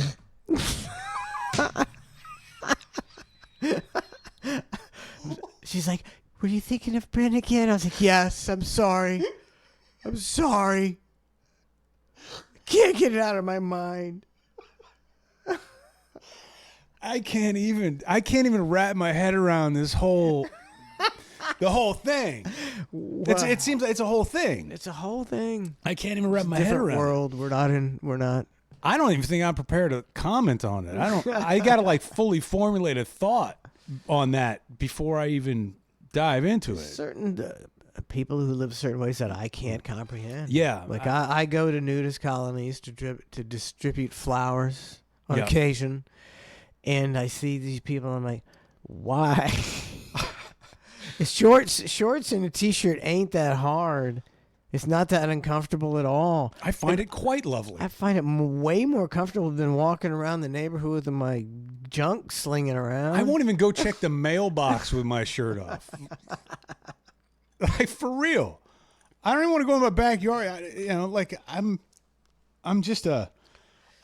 I'm a socks, shoes, t-shirt, shorts kind of guy. That's my man right there. That's how I am. 'Cause why not? Why not? I'm just not that big of a deal. My feet are so tender. I can't walk across the driveway out there with the rocks on it. Oh my God. We compared our tender feet the other week. Feet are tender. We're yeah. What were we talking about before the tender feet? I don't want to talk about it again. Oh, was it something? It was something about a. Right? Yeah. All right, we'll move along from that. Save that for clusterfshow.com. The VIP. You know what? You know what I mean? Cluster F VIP. We've also got the 1000% lies. We'll get into that. It's just fun to comment on the old show. It's just fun. It's kind of cathartic.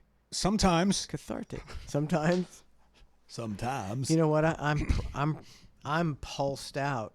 What's pulsed out mean? I'm pulsed out. You figure it out. I'm pulsed out. Okay, you talking about Pulse Nightclub? I'm pulsed out, man. Is that what you're talking about? Yeah, I'm pulsed out. I'm pulsed out. I'm done. How many relay races and memorials and museums? As many as it takes, Mike. Oh my God, I'm pulsed out. I don't know. I haven't paid attention this year to it, so I don't know what's going on. Is there a lot of? It's the 8-year anniversary, by the way. Okay. And we're doing this. They're doing the marathon, and they're trying to build. What's it proving? What was what? What's it proving? You got to remember that stuff and honor that stuff. I'm prided out. I'm pulsed out, and I'm prided out. I can't even. I have zero pride in being a heterosexual. Why would you be proud? Are you saying you were just born that way and it is what it is? Even if you weren't, even if I chose it, I'm so proud that I put penis in vagina. I'm such an honorable profession. What's the difference? I mean, I'm so actually, I think Norm Macdonald. Actually, I'll save this for the VIP. Okay. Yeah, we might. It's a little over the top. Gotcha. That's I meant. Yeah, I think I'll save that for the VIP. It's a great Norm Macdonald, man. I really didn't appreciate him when he was a man. He was good. His style of comedy was not for everybody, but if you got it, you got it. And he's brutal, just brutal, which is like you gotta love that. He's just yeah. So sorry. You'll save that for Cluster F Show? I'll save that for the VIP. Oh, VIP, that's what I mean. Where we can at clusterfshow.com. Clusterfshow.com, VIP. Yeah, the pride thing, it is interesting. Like rainbows, okay? There's a lot of kids that wear rainbow shirts, or you go to the store, and it's just like rainbow shirts. Like rainbows, it's been around since as long as I can remember, right? They took the rainbow from us, man. Well, I'm not saying that because it doesn't matter to me. But I am saying, like, you can't necessarily wear a rainbow shirt or a rainbow gear. I guess they get to kind of maybe not take it. I don't want to say take it, but if I had a rainbow cooler and I was out, I mean, nothing wrong with that, but people would assume that that guy's supporting pride with his rainbow cooler. I was like, right. I just like rainbow colors. Yeah, I think maybe I'm looking at it the wrong way. It's not that they took the rainbow. It's the fact that they utilized the rainbow way better than anybody else in society. True. Like, that's all in the marketing, right? Of course we did, Matthew. Of course we used the rainbow for its intended purpose. Like, there's very few symbols in the world that have been around for a long time, and somebody comes in and goes, that. brilliant marketing is all it That's was. what I'm saying. Like now it's a different meaning, right? Which is fine, but you're right. Like if you were going to walk around with a cooler with a rainbow sticker just because you like rainbows, that's not what that's not the signal it's giving off anymore. It's instantaneous recognition. Yeah, which again, pretty good. Props. Pretty good. Top 5 of all time. It's got to be, right? It's impressive. I can't even think of any other one that's... But Nazi signal's pretty impressive. Well, if you look at the history of it, of actually like where it came from, and it's changed from peaceful to the worst symbol ever. Yeah, it's an impressive symbol, right? It's there. It used to be when it meant peace. Yeah, in Hindu religion or India. And then they hijacked it and it became something different. But yeah, I mean, there's very few signals or signs and things in society that you can identify, like the rainbow flag or symbol. Anything with the rainbow colors, people immediately are like, well, I was going to say something bad. That's,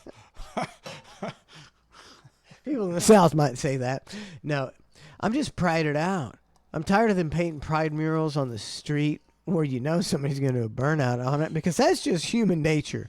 For the love of God, if there's a rebel flag painted on the goddamn street, somebody's going to do a burnout on the rebel flag. Just don't do it. Pride it out. I think, and I can appreciate the perspective. In my world, where I'm at is I'm not exposed to it enough to, at this point in time, for me to give a damn. You know what I mean? Like on which side? I don't really.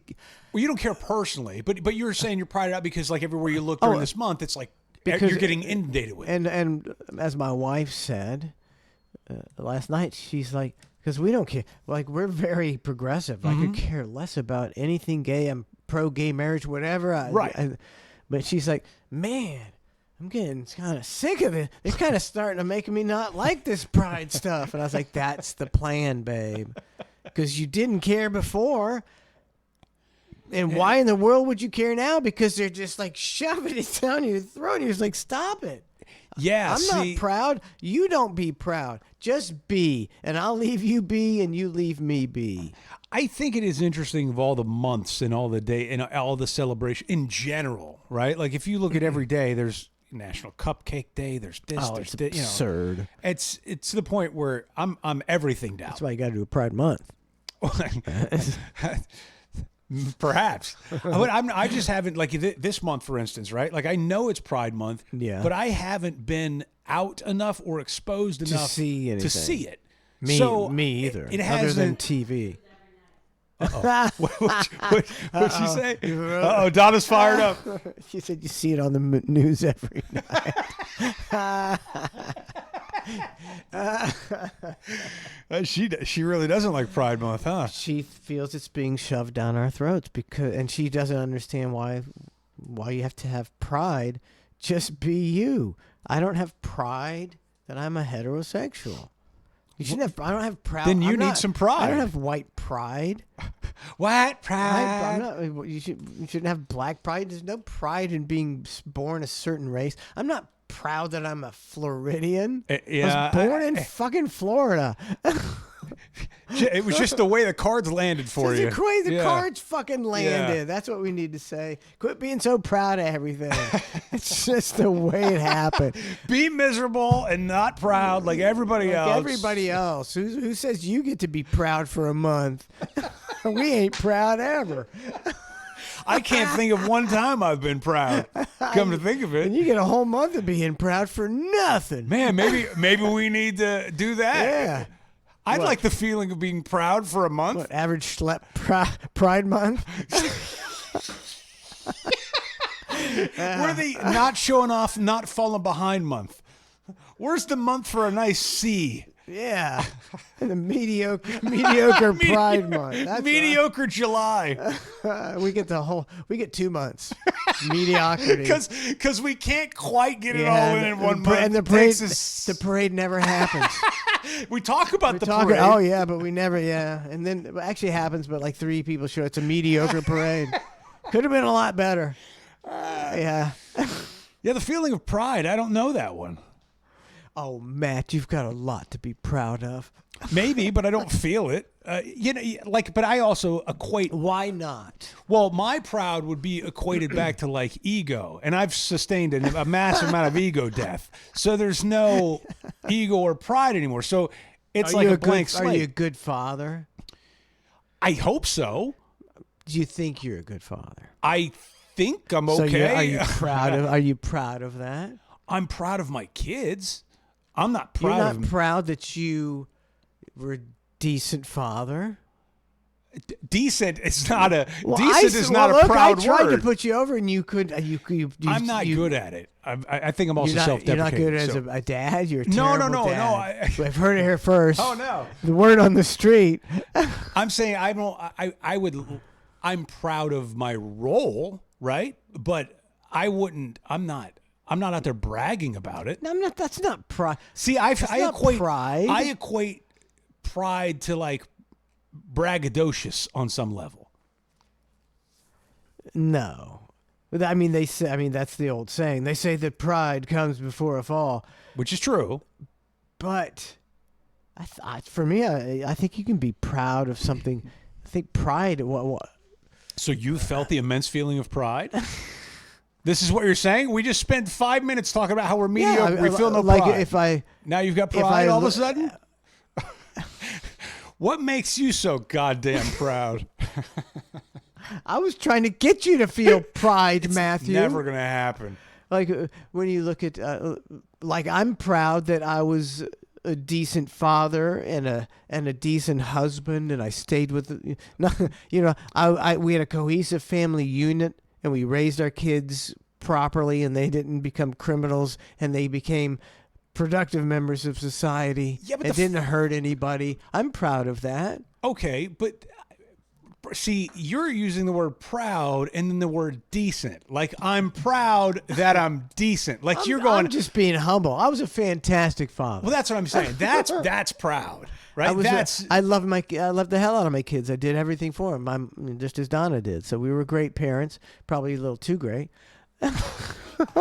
We were too awesome.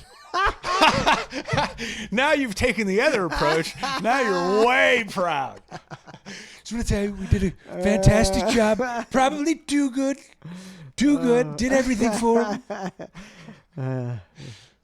All right. Is that it? We're game over. Oh, man. Time flies. Game over. Time flies. Time flies when you're proud. Time flies when you're proud. I'm proud of the hang. I am proud of the hang. Oh, so you do feel pride. It's decent. You fucking asshole. Thanks for everybody for tuning in. If you want to check out cholesterolshow.com, you'll get the Hang OT, which is coming up momentarily. Also, I just put up this week the I reviewed The Wizard of Oz, which was a classic bit. Yeah. So we reviewed that, and I did another half hour of 1000% Lies. So check that out, cholesterolshow.com, VIP section. And thanks for tuning in, and see you tomorrow morning at 8. Wait, one last thing. Tomorrow morning at 8. BOTBTampabay.com. Come on. Vote, and then also download us on Spotify and YouTube and check us out and all that stuff. Even though I've had us on 3 camera for Lord knows how long. Lord knows how long I've had us on 3 camera. No, and nobody else. See, we used to have to tell Bubba this all the time. You'd be like, you're on. You got a screen share. And I don't have anybody telling me that. So what? It's just been an empty chair in the third camera? Yeah, but that's no big deal. That should have been it. Look at that. That's the look right there, my friend. I don't know. I think we get 8 cameras and 8 chairs and put it on an 8 cam. All right, that's all I got. I think. Let me see. I think this is the cam right there. That's the cam. That's the one. See, just be unique and different. Where is that camera? I don't even know. Is that this one? Oh, it is that one. I didn't know that camera worked. Dude, look at that. That's the horse cam, I think. No, what is that? What's the horse cam? Are you proud of that? Yeah. That's when we have a few too many drinks at the bar show. The horse cam. I can't even find this. The horse cam I can't find it. Where's the horse cam? That's here it is. It won't land on horse cam. I wonder what the camera looks like. If I put my glasses on the camera, can they see? Look. See, look at how much better. See, this is Really, how much it wow, improves you my are eyesight. You're blind as a bat. Look at that. Look at that. That's my eyesight without glasses. With glasses. Wow. I mean, same here. Here's the horse cam. Out of commission. Bum, bum, bum. We have it set up right there in the window. We used to. And if you need me, I'll be in my office. And then I would feed the horses in the morning. Heather, go feed the horses. And they would be grazing out there, and you could see the horse cam. So we need to set that back up. That's hard. It's hard. Oh. What are the horses doing? Oh. They're all female. It's a horse scissor fest. Oh, God. See you guys.